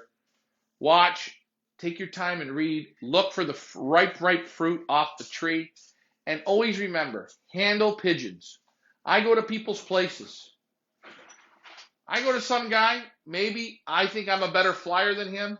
He's got a super bird, or he wins the race, or his first bird comes from the race. He brings the bird out. Oh, can I see that first bird? I like to handle the bird. I like to feel the condition on the bird. I keep my fingers familiar with winning pigeons. Winning pigeons, winning pigeons, winning pigeons. Keep your fingers remembering what the winning pigeons feel like. You have those pigeons in your hand. The winners, a lot of the time, will feel the same. Sure, one might be a bit bigger, one might be a bit smaller, but overall, they're going to have all the good characteristics. The vents should be nice and tight. The forearm's probably going to be either tight to medium tight. The buoyancy, the muscle, everything. The bird fits in your hand like a piece of steel. The buoyancy, everything has to come together. You can ask Frank. I go to Frank's place there, I watch birds, his first bird will come in, or I'll get there later, whatever, and his birds are there. I think, Frank, can I handle your first bird of the day? We just see, look how it looks underneath. Look how hard the bird worked. Look at the color of the flesh. Look, feel the feather quality. All small things. All small things. Open the mouth. Look at the inside of the mouth. Look how the throat is. Look if the bird's gasping. Look how the bird feels in your hand. Does he have a lot of fight, a lot of jump? Small things. You use your eyes, you look. Use your hands and you feel. But always handle the best bird you can handle. Tell them about the time we did the quarantine for the guy that won down in Africa. Yeah. He won $200,000 with this bird. Okay. We did quarantine. We're doing vaccinating. I'll tell the story. We imported at one time. We imported the bird from. We import all the time. Yeah, no, I'm talking about this one time though. Okay, we do a lot of importing. We brought in a bird from Ado Family Lofts. He won. He was second place, Victoria Falls. We imported the bird in, and we had about 300 birds come in through import. And they come through the widowhood crates, and you got to take them out of the crate, and you put them in between your legs, and you vaccinate them. When we do the birds, call me what? Call me Frank, you lottery reader. Okay, well, good birds are in front of the pedigree 3-4 times. Yep. Mr. Frank Eichhorn, you are probably correct with all your experience, but it can happen. I believe 3 or 4 generations. Wait. 3 or 4. Yeah, okay, hold on. Whoa. Before I get into this story. It can happen. It can happen. Anything can happen. What about that race? Hold on. Anything can happen. You take a look at, well, no, you can't even take a look at Seabiscuit. Seabiscuit had generations of super horses in them.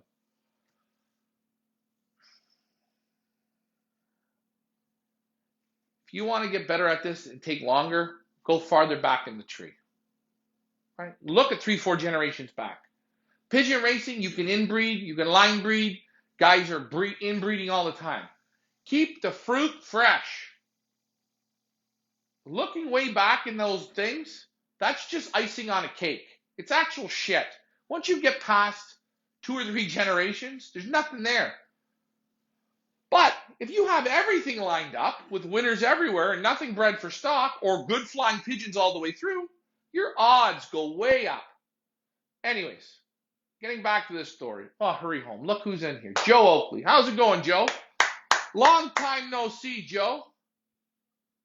He won't say hi, but I'll say hi to Joe. Going through the birds. The bird was second Victoria Falls. 300 birds coming through. 300 birds came through in this quarantine, and we're going bird after bird. Hand on the back, put them in between your legs, vaccinate. Next one, next one. Not looking, not knowing. And me and Ricky will go through them. You know what? Oh, this one's bad. This one's bad. There's no confirmation. No confirmation. No built pigeons. We don't even confirm. We don't even confirm. We don't say nothing. Right. We don't say, oh, this one's shit. This one's shit. No. We're quiet. We're reading numbers. We're quiet. But nothing goes like this. Watch this. We grab one bird out of the crate. I don't know. Put my hands right on the back of it. Ricky grabbed it. He said to me, holy shit, this is a racing pigeon. Okay, we took the bird, vaccinated, boom. Then we went through the list after. Won $200,000. It was a specimen. Built perfectly. The guy's got the bird there. I don't know if it's bred or nothing, but it won the big cash. And in that whole group of pigeons, I think there was about 4 pigeons that we said, wow, that's a pigeon. And you see it with imports. You see it in anything. I see it. Bring in birds from guys buying birds from guys in the U.S. I bring the birds through. I go, people sold these people this. This is one piece of shit. Remember, from Europe, anywhere, there's a lot of junk. Yeah. Anywhere in the world, there's junk. And it all depends on the guy selling it and what you ask. If you ask a guy and you keep bugging a guy and you'll take anything from the guy, most of the time, you're going to get junk. When we do what we do, we talk to the breeders. If I ever buy pigeons from the Pioneer auction, are there restrictions on selling them to the States? No, there's not. And we are Feathers Elite Pigeon Auctions. That's our auction site. But when we talk to the breeders, we have meetings with them. We discuss what we're looking for. First things first. Pedigrees. We want them to be loaded right from the freshest part of the tree. Hey, not every sale is going to have a direct first national. I get that. Sons and daughters, some inbred granddaughters, grandchildren, great inbred father-daughter, stuff like that, great. But those pedigrees, if they're great, and you put the birds in your hands, and there's shit in your hands, I don't want those either. Because I know I've handled too many winning pigeons. Very few super pigeons that race super feel like shit. We have purchased 2 imports, and we are in New York. In New York, great birds, thank you. If I ever buy pigeons, yep, okay. Again, and all the birds we sell, I can't guarantee anything. They're all young pigeons. They're never tried. They've never been bred out of. The odd time we have the odd older one. You have to take a gamble, but you can do the homework. And our site, we give you so much information. We actually give you, I would almost say, too much information to where you either overwhelm yourself. It's just overwhelming. We give a lot of information. We have open houses. You can ask Frank, you can ask Troy. You can come here. You can handle the best birds from Belgium, Germany. Easy. You haven't felt my winning birds. No, I haven't. I'd love to. Don't worry, I probably could pick them. But once you get the pigeon fingers we call it, you have about a 2-second rule. Yeah, and that's right. Richard and I, we say it's a 2-second or a 3-second rule. We get to the point now where I can actually look at him handling a pigeon. I can look from here. He's sitting over there. I look in 2 seconds. I go, that's a damn nice pigeon. I can just see how it fits into the hand. When you put that pigeon in your hand, before you look at the eye and before you open the wing, that first 2 to 3 seconds, it's got to come over you like, now this is something I want to look a little deeper into. Then you check the wing out. Oh, that's nice. The vents are nice. Everything's nice. Put together right. You hold it up, and the pigeon's got that eye, and it's pulling. Maybe you're an eye sign person. It's got a rich eye. You open the mouth and the throat's sitting nice and still. The feathers are painted on. It's beautiful. Muscle tone. Muscle tone. You know what? I look at all that. I go, now this is a pigeon I'm interested in. Then I go and pick up the pedigree. Then I start looking at the pedigree. Let me first look at what we got here in pigeon. Let's see if we have a pigeon here. And I'll do it when we go to Europe. No, I never, no. When we were in Europe and we were at any of those shows, I never look at the pedigree. Number one, the guy's there, Emile, I'm going to use Emile Denny. You know who Emile Denny is? He's a legend. He's like your Wayne Gretzky.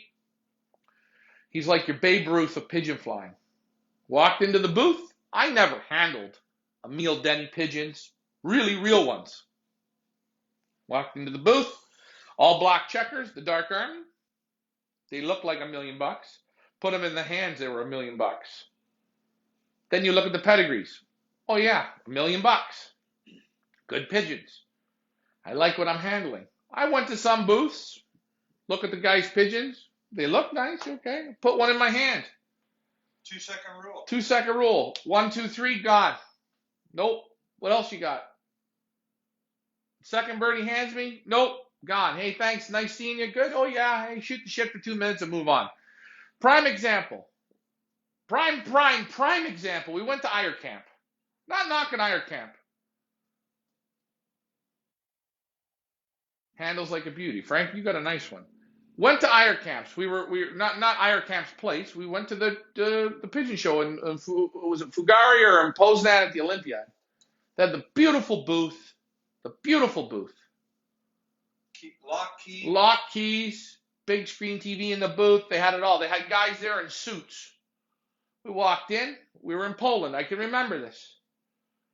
And we looked at the birds, and the guy asked something. You want to see something? I said, well, you got anything here that's good? And he said, oh, yeah. He said, that one there's a good one, right? Okay, let me see it. How much you want? 100 euros. Yeah, he wanted 200 euros or something. 200 euros. 200 euros, whatever. Brings the bird out, back went up, this way, that way. It was raggedy shit. No word of a lie. Gave it to me, look, like this, thank you. Put it in my hand. Ricky was beside me. Turned around and gave it right back to him. He looked at me. I said,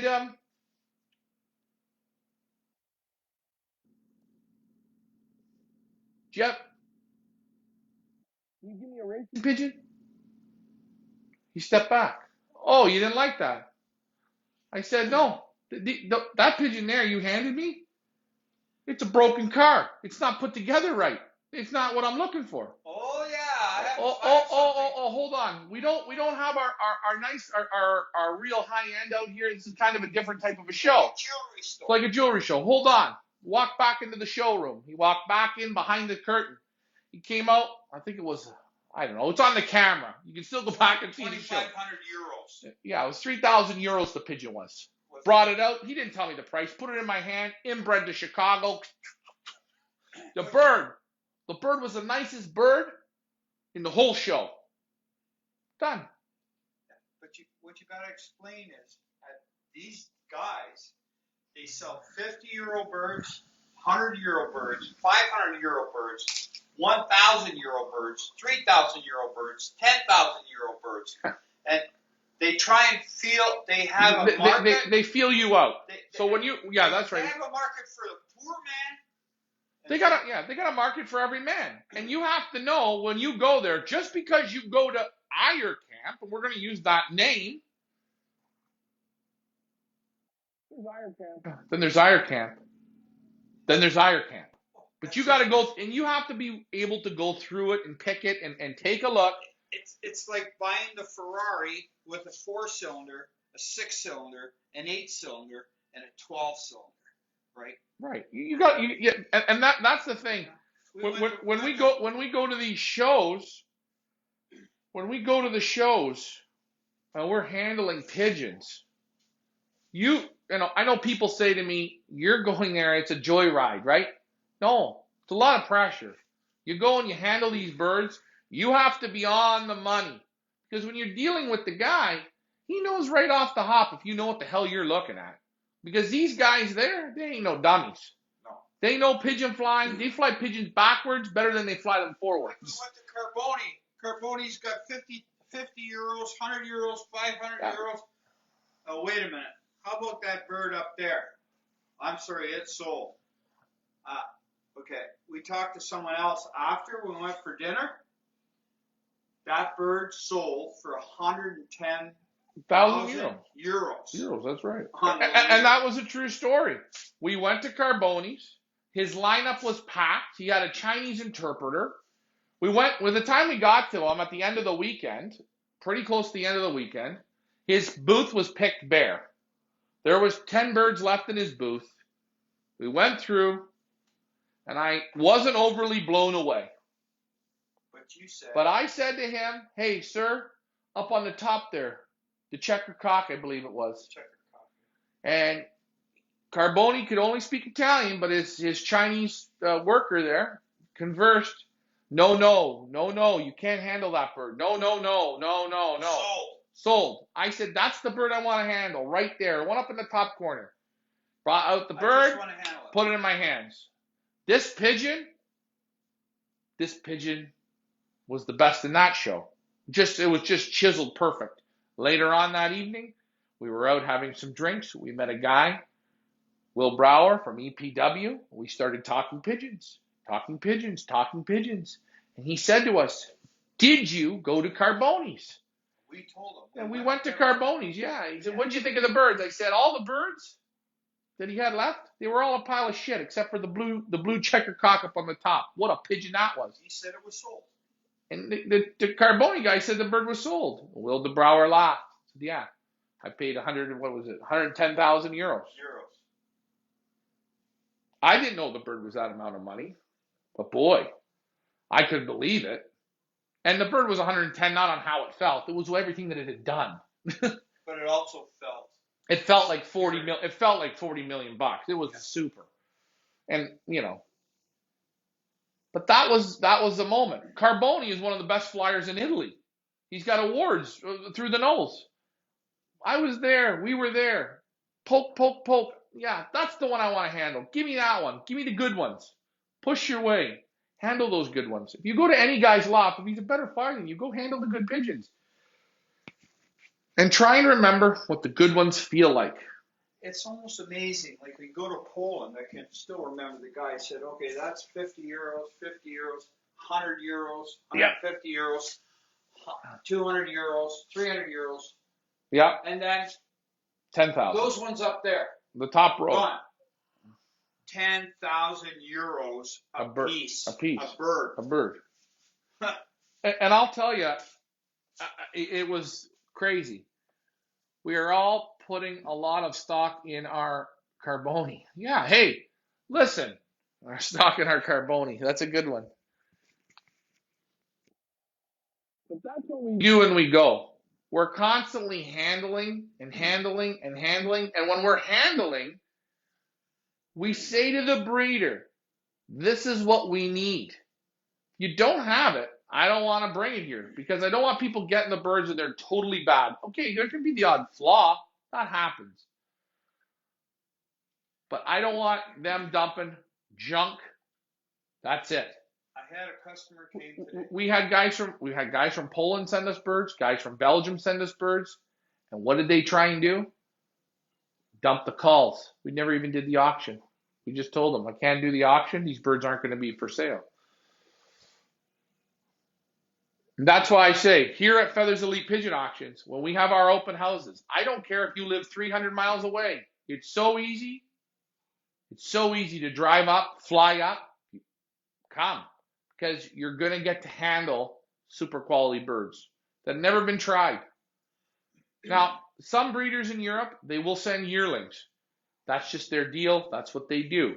North America has a big pickle up their nose thinking that they send yearlings. They've already tried to breed of them. Guys, these key breeders in Europe, they send the birds to Taiwan, 15,000, 20,000 euros a piece.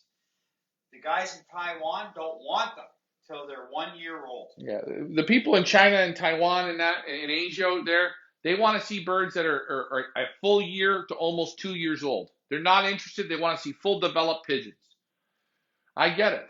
I get it. And guys, I had people say to me, I can use Verstraat. Why did Verstraat send yearling pigeons? You can go and ask Xavier. He likes to send fully developed pigeons. That's his thing. He doesn't breed out of them. Sense. He has his own separate section. He keeps them in. This is what he does. He said to me, Ryan, I don't understand what's with the North Americans.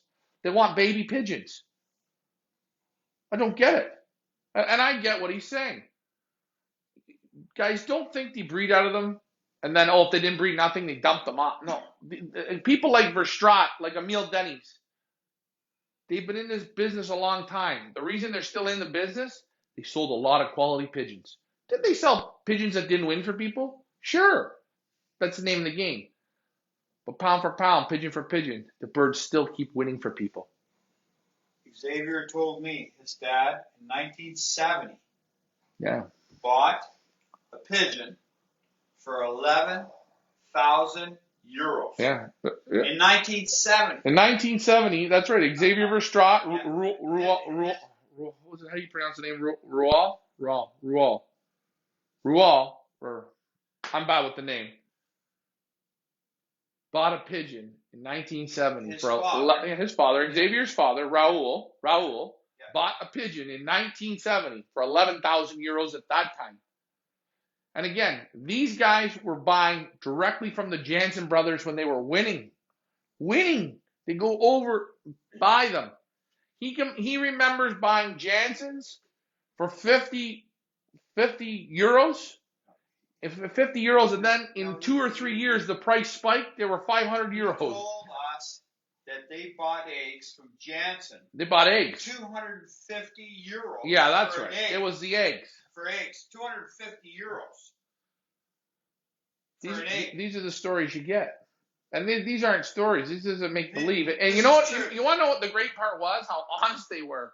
They said the quality of the pigeons was phenomenal. That's one thing I notice about the guys over there. They're very complimentary. Yes. Most of them pat each other's on the back nicely. Like you'll see Annemie Van Heen. She'll win and she'll have Verstraat birds in there. She'll mention them, or vice versa. It goes around. Here they don't do that. Everything's hiding and that's not good. But shit, we've been on a long time here. You're gonna be all right. I jibber jabbered. You should get your hair designed. It is designed. You know what I would get? A perm. I could get a perm. Would you like tight curl? Like Mo? Real tight. Mo, hold on. Is this an angry thing? As someone new to the pigeon world, I have people coming out of the woodwork trying to give me a bunch of pigeons. Hold on. Pigeons. I feel like maybe they want to dump them off because I won't know any better. If they are good, why would they just give them to me? You know what, Tracy, you're right. You know what? Does anybody? You know what? When a kid's gonna start driving, do people just randomly give kids cars? No, I'm saying it's hard to say no. It's hard. You can't say no. And the other thing, you feel bad saying no. Just hold on. You do. Beginner flyers, all they want is pigeons. Let's get pigeons. I want to get more. I love pigeons. I want to get more. And that's the backward look. Take 2 or 3 pair of good stuff, keep it together, and go slow.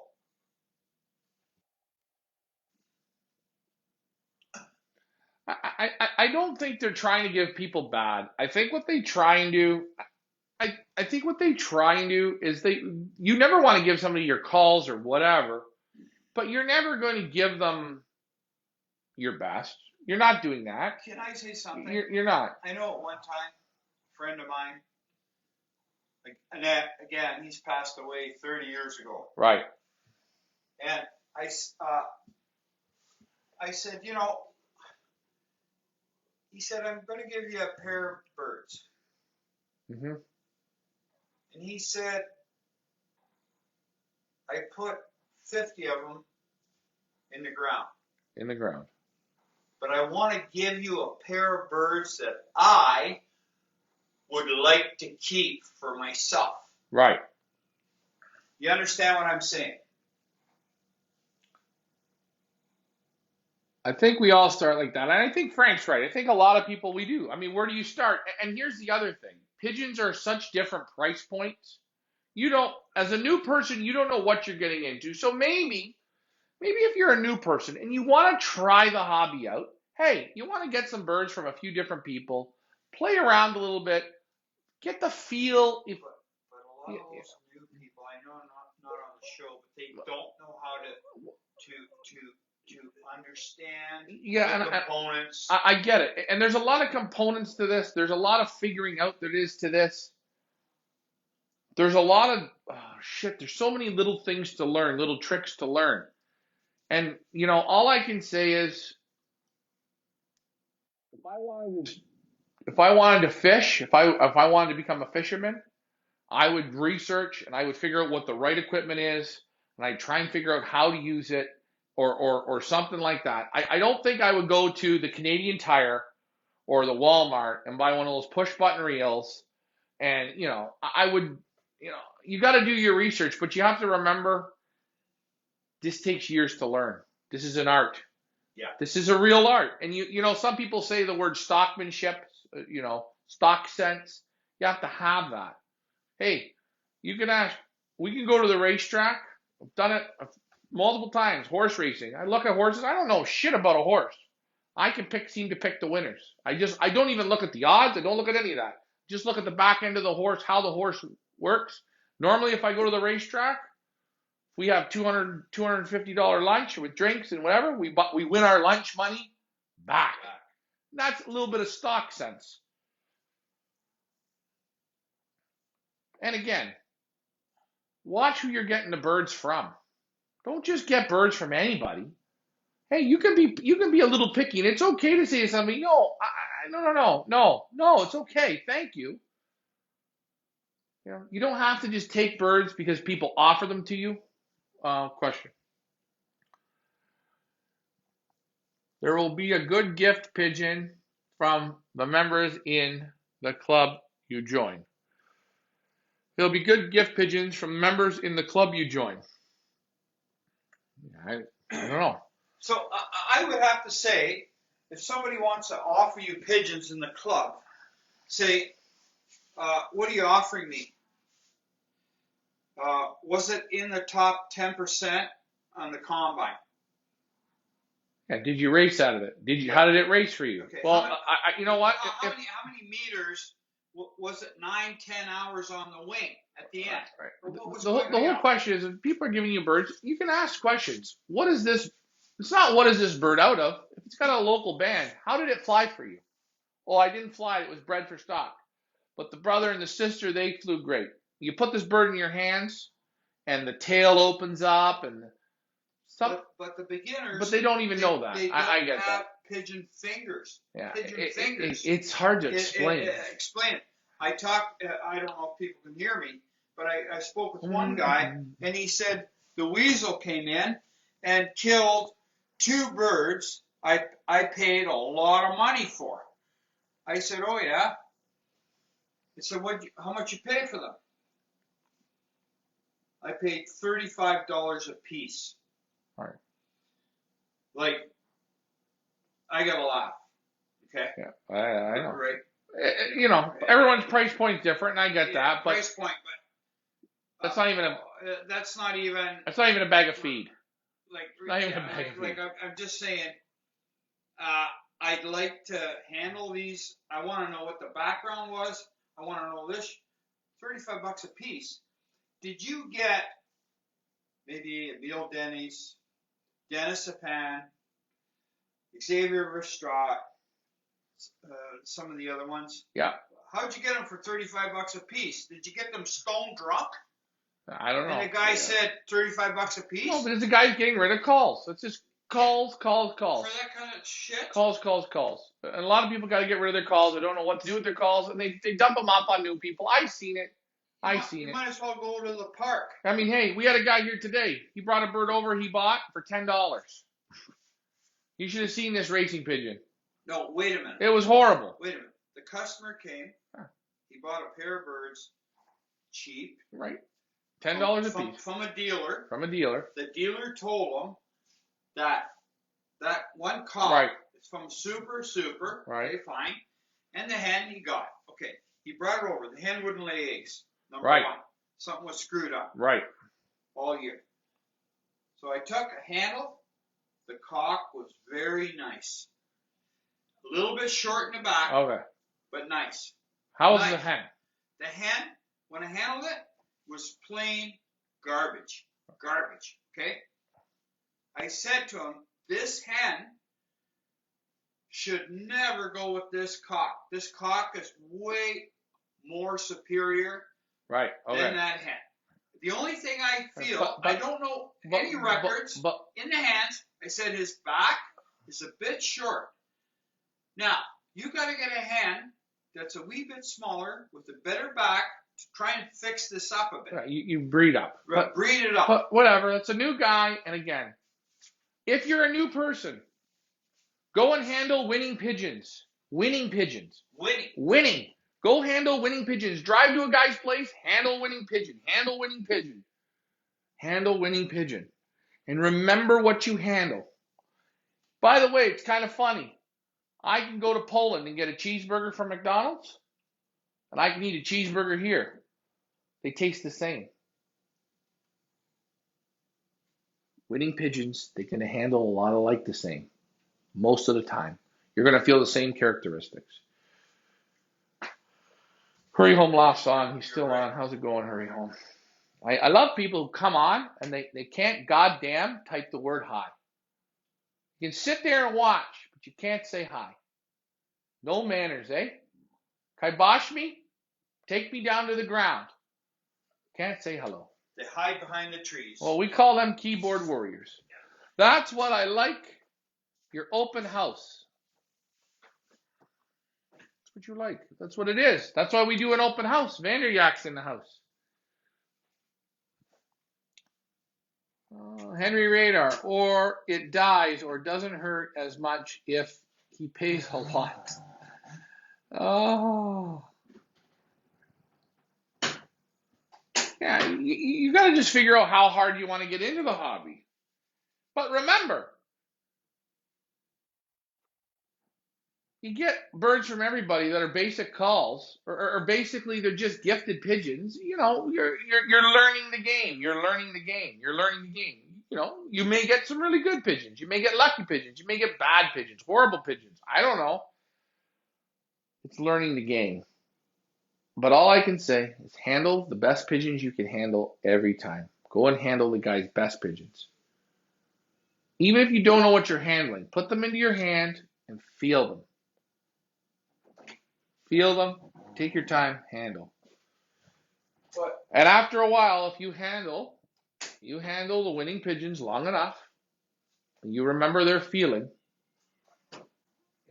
then you're going to get better. You're going to go in the loft and you're going to take birds that you want to train. Maybe you handle, you feel in your hands how the muscle tone is. I mean, that's the next step. Hey, Care Loft. We call them snakes. Yeah, we call them snakes, Frank. Thanks for backing me up on that one. We call them snakes. Good stock pigeons I bred from. Did better than one I got. When I got what? When I won a club from Hearst and was second. Now here's another thing, guys. Just to handle Pickle Lake winner. There you go. See? Mike Vandiak drove to handle the Pickle Lake winner with Dave Rogers. They drove to Ottawa to handle it. See? That's whacked out, but I would do the same thing. To be honest with you, I believe in your first year or so, it seems like breeding is very hard to do Well, it's hard. Everything's hard to do at first. Everything's hard. Hey, go out and buy a great set of knives. Go and chop an onion. You never chopped an onion before. You can have the greatest knives, Henkel, whatever the hell you want. You've seen the guy on the show, chop, chop, chop, chop, chop. He's he's looking at people chopping it, looking at the pretty waitress walking by. He don't cut his fingers because he's cut so many onions. He's cut his fingers 75 times doing it.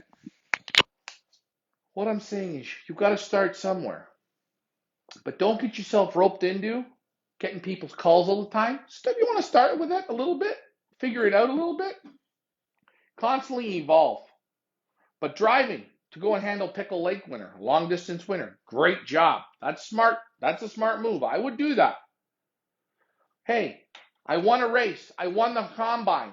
Troy just said, I got better birds than a bird that won the Hearst. Wow.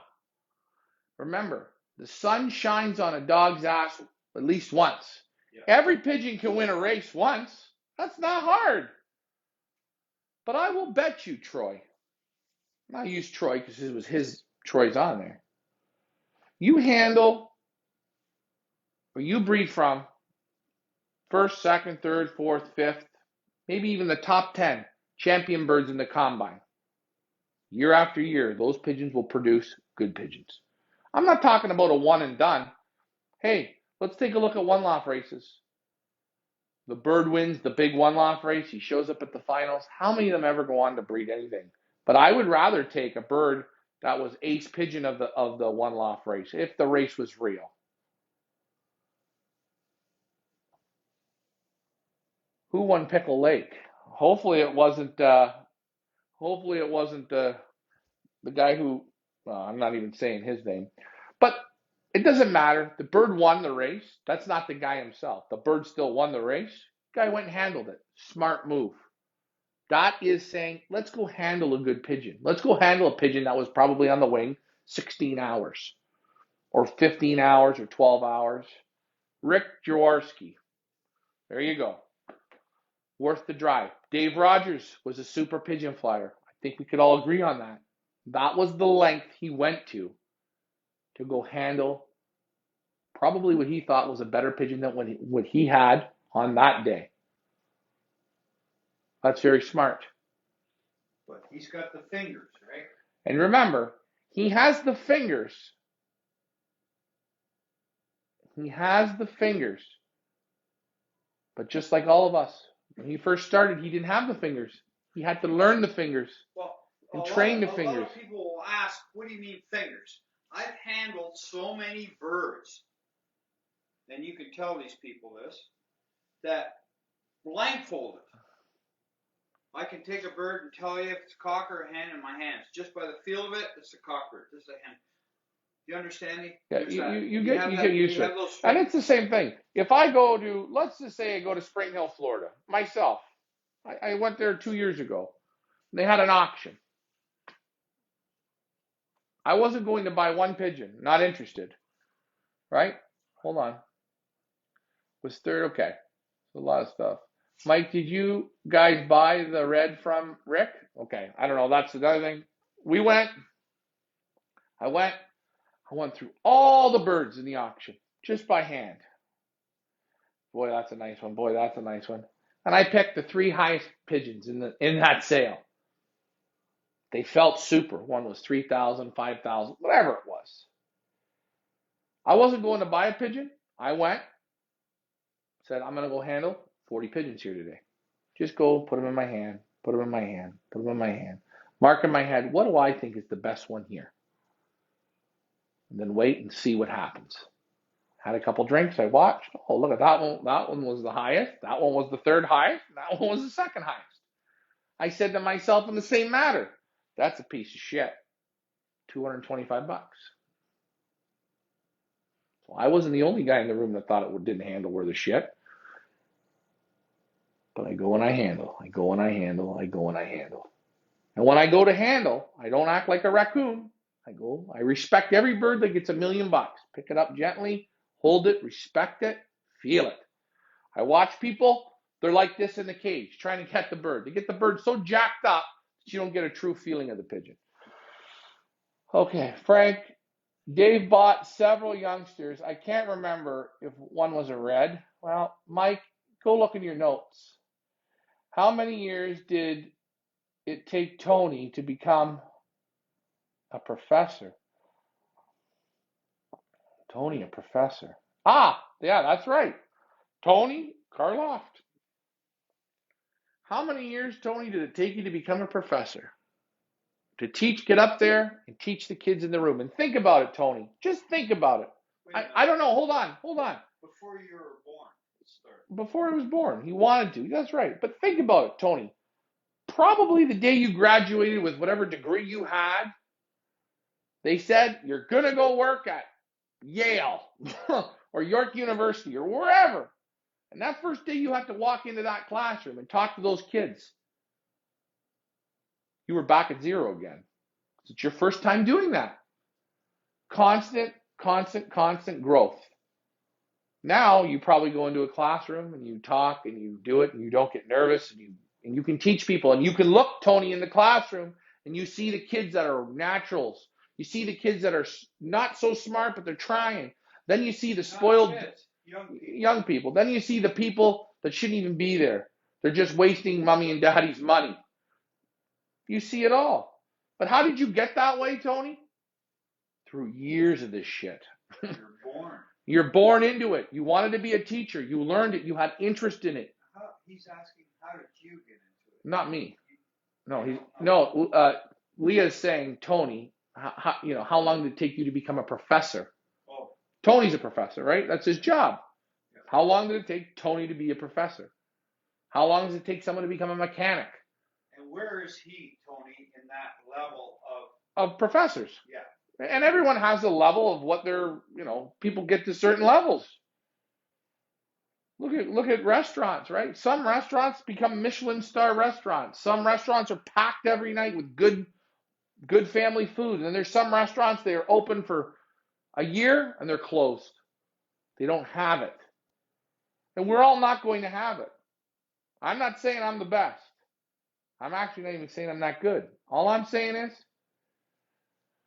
practice. You got to keep practicing. Just because the bird feels like shit doesn't mean it can't win a race. No, that's right. That's the key word you said there. Doesn't mean it can't win a race.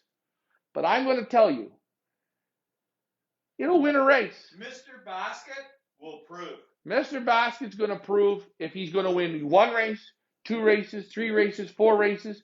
And when he comes home. And again, I say this. Normally, the worst feeling birds are better in the shorter end.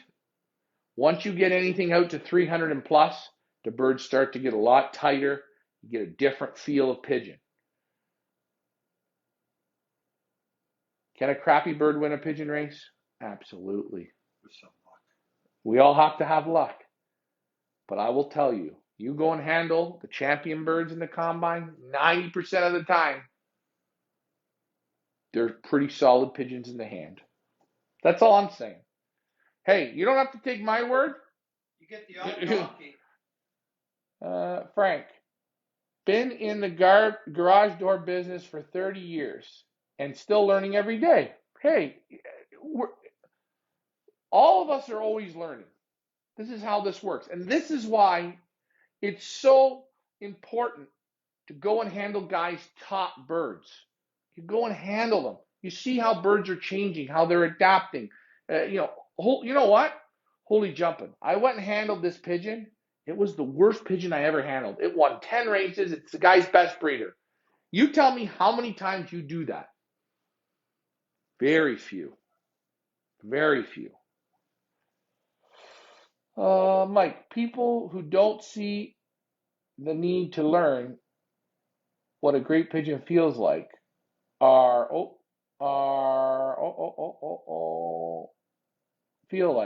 giving up a lot. Could help them be better. Okay, that's right. Yeah, that's right. Be better. A lot of writing there on the race sheet.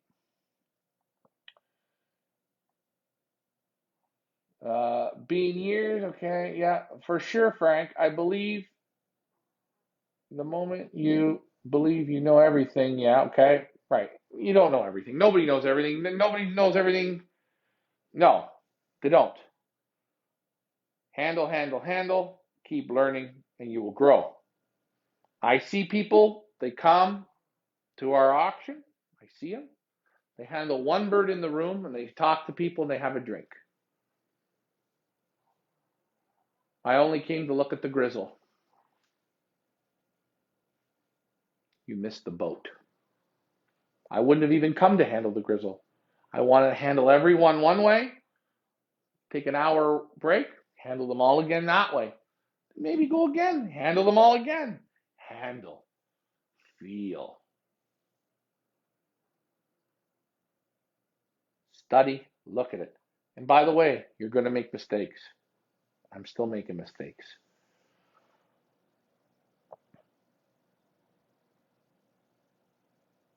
The best advice for new flyers is to put every bird through the scanner on shipping night.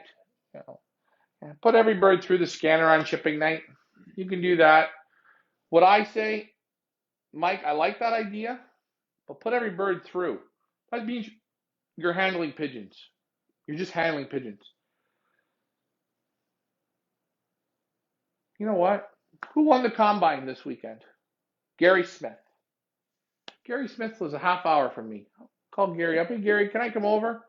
I see that winning bird. If he'll let you see it, you handle it. Good. Next weekend, Carl Smith wins. Go handle Carl's. Go handle the winning pigeons. Because you got to watch. You handle pigeons from just anybody. What are you handling? Memorize your fingers with what winners feel like. What winners feel like. Listen, I watch soccer practices here in Canada with some of the best kids. I watched it. Then I went to Europe and I watched the kids in Europe just fucking flatten everybody. They're on another level. Coming here to watch somebody practice, it's a joke. It's a sleep. They're not practicing. So it's the same thing. Go and handle the best ones. And go and take the time. That's what you're looking for. And you know what? Don't go to buy them. The guys probably aren't going to sell them, but go and get the free feel. Get the feel. Get the feel, get the feel, get the feel. And then when an opportunity presents itself, away you go. The more pigeons you handle, the more you will learn. I agree. Hey, handle all the birds in your club. Like Mike says, that's great. You're going to learn to handle more pigeons. And you know what? You're going to handle, let's say you're in the Niagara Club, and we're going to say Rick Fife's been winning, and you put his birds through, and you go, whoa, they feel like this. And then you handle Ryan Zonigan's birds. I've been losing. Feel them. But remember, when you're at a club and you're putting guys' birds through, don't open the wing. Don't mess with the bird. Just put the bird in your hand. Don't turn it upside down. Handle the bird. Put it. If I can say something else. What do you want to say? Maybe Rick Fife. Right. Use his name. He's winning. Now you're a club. Right. And the other guys, maybe they don't put the work in. That's right. So you can't be fair to say, oh, Johnny, can I handle your birds? He was like 50th in the club. Listen. He didn't put the work in. That's right. He didn't do this. So that's not fair. This is the whole thing. Go and handle, I think handle all the birds in every club. Sure. Go and handle pigeons. And handle them and say, I think Mike Vanderjagt's going to win this weekend. I put all the birds through. I liked his birds the best, and see how he does. Remember, judge on how the winds are, and judge how this is, judge how that is. Handle as many birds as you can, but always remember, when you go to a guy's place, handle the winners. And remember those ones. That's it. I want to see the first two birds. Where did you place in your club?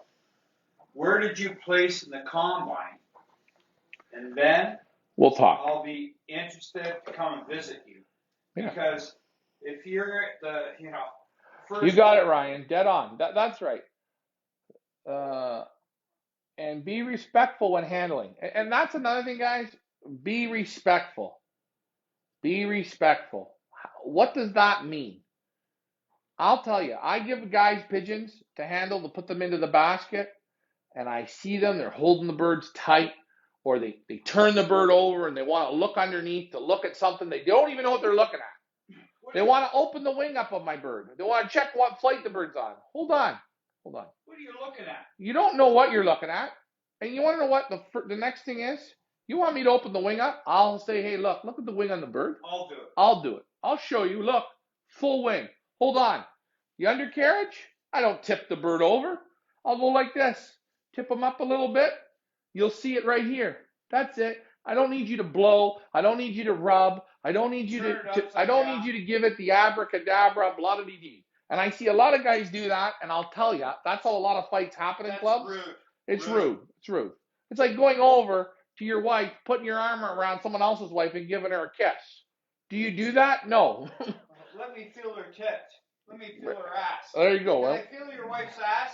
She looks good. Let me feel it.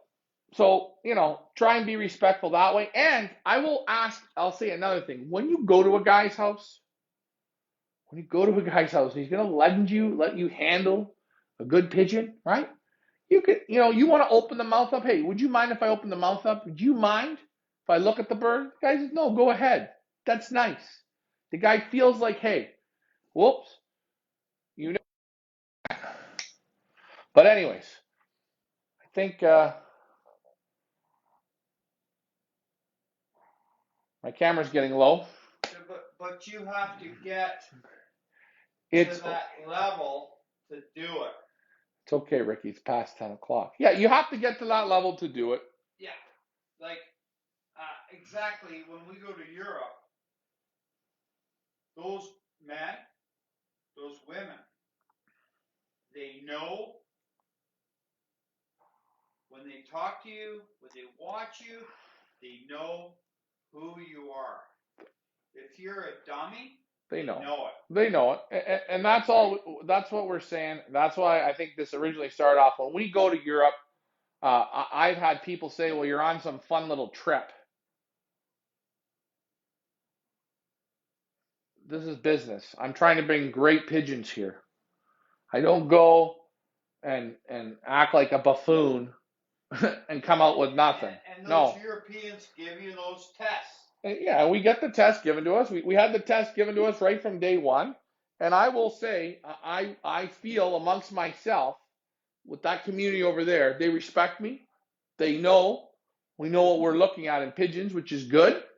And I feel the level keeps rising. And that's great. And that's what we want to bring to you guys. It's the same here with these pioneer birds. I push the birds to the max of their capability. Today, I wanted to get a toss in. You know what? You were right. We could have had those birds out at 8 o'clock tonight. Those birds could have went from that spot. We made a decision. We brought them back. We still gave them a 3-mile toss. Did they not come home in the rain?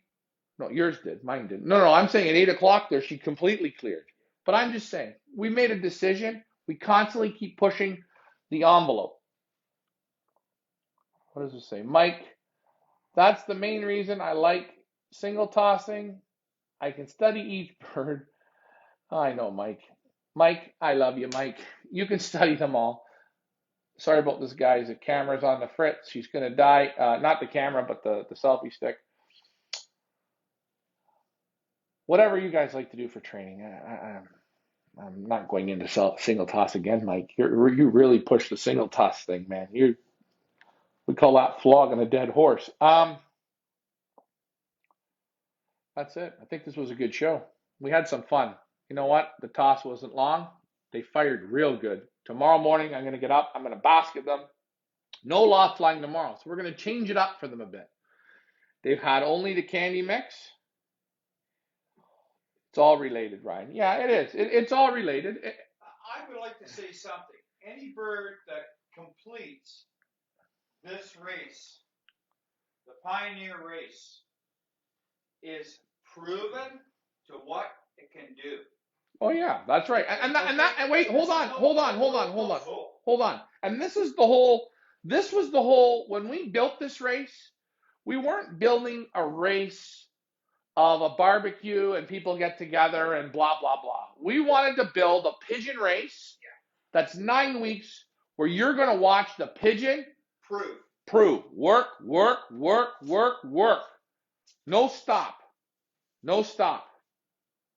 And that's what you see here today. That's what you see. Basket them. Get them ready. Take them up. Bring them back. Didn't go off today. Back tomorrow. Again, again, again. When you're done here at the Pioneer, you're not going to question, did they go to the race points? You see the whole thing. The whole enchilada, every inch, every brick, and every mile, you see? I could go for another one, but I'm not. That's what we want to bring. Boot camp for pigeons. Yeah, and that's what we call it. We call it boot camp, road training, boot camp. Look at soldiers. How many of them don't get out of the boot camp? Take a look. Not a lot do. Some do, some don't. Pigeons is the same way. We keep pushing the envelope. We will go back up tomorrow. Respectfully work them. We're feeding them the best feed. Wait, hold on. We got a question.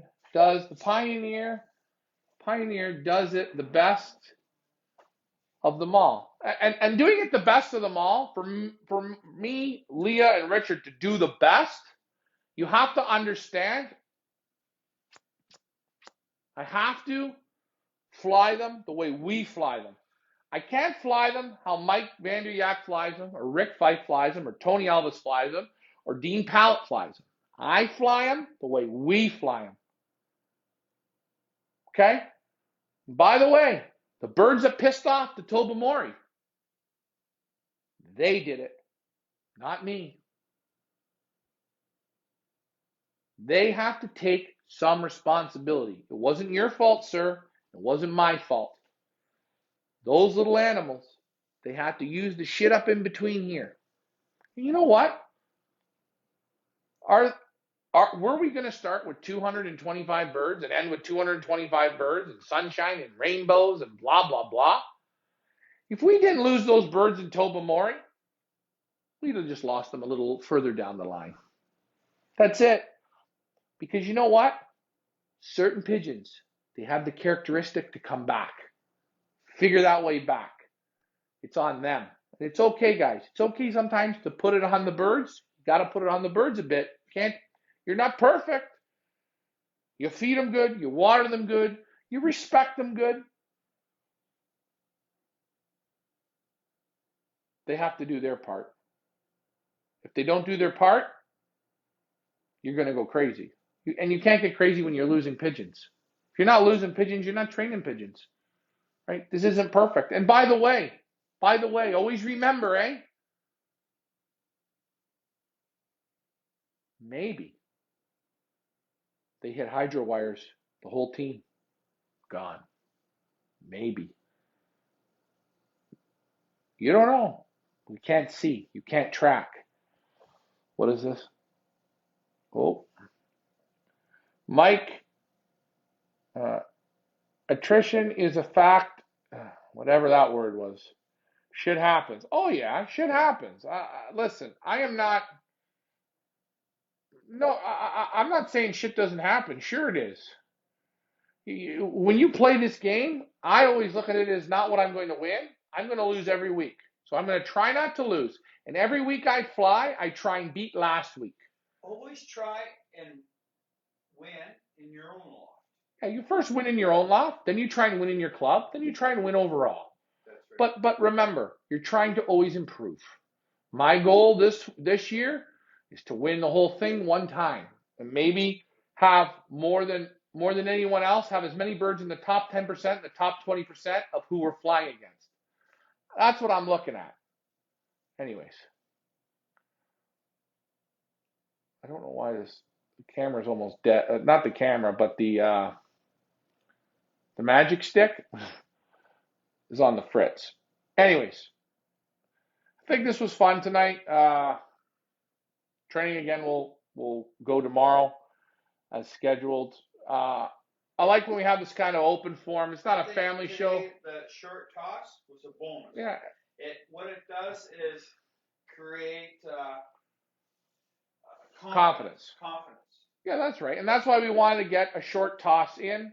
We went to the meat packer, the duck farm there, the 3 mile spot. The birds lit it off like it was nothing. In the bad sky, it builds for them that confidence to handle it. Short is good, long is good. Figure out what's the right move to make. And if you're not sure, just back them up to a shorter spot. It's okay. You don't have to blow them away. If you're a little worried, back them off to the short spot. We talked today. I thought, yeah, maybe. Leah's like, please don't, please don't. Richard, he was the deciding factor. He says, hey, you know what? Let's just take him to the duck farm, play it safe. Now everyone's happy. The birds are rested. The birds got confidence. We back to feed off. We go back to work tomorrow with fresh pigeons. Anyways, 10:30. We were on since I think we've set a Facebook record. We should have been on the YouTube, but we're not. My apologies to the YouTubers. Good luck to everyone tomorrow morning. We're graduating. We might lose them all tomorrow. We don't know. Time's going to tell. But you will follow us. We will have Ricky doing the release. He'll be probably, you know what, we may even get him to go for a swim in that pond tomorrow. See if we can get him to do that. But we'll be on. Remember, first o'clock will win 100. Second o'clock will win 50. Third o'clock will win 25. All up as a group. We're graduating. Once I start training, release, no, I'm not doing 7 a.m. I got to basket them all. Ricky's got to basket them all. We're going to do a 10 a.m. probably release. We'll take a look for 10. I think that's good for you. 10's good. Can you guys handle 10? I don't know. We should ask them if they can handle 10. Maybe we'll do a 10 o'clock release tomorrow, and then we'll turn back and we'll do group tossing from 25 miles later on. We might double down. Good show. We hope you guys enjoy what we're doing. The birds love it. This is a great atmosphere. Keep positive. I don't care if you have 4 pigeons left. Keep working them. Keep learning. Keep trying. Remember, you're a loser just like I'm a loser. I've been a loser a long time. Keep going. Inch by inch by inch by inch. And eventually, you won't always be dead last. You'll be second last. Then you move up from there. I'm Ryan. That was Ricky. The Wizard of Oz was here today. See you tomorrow night. Thanks for flying with me, guys. Have a great one.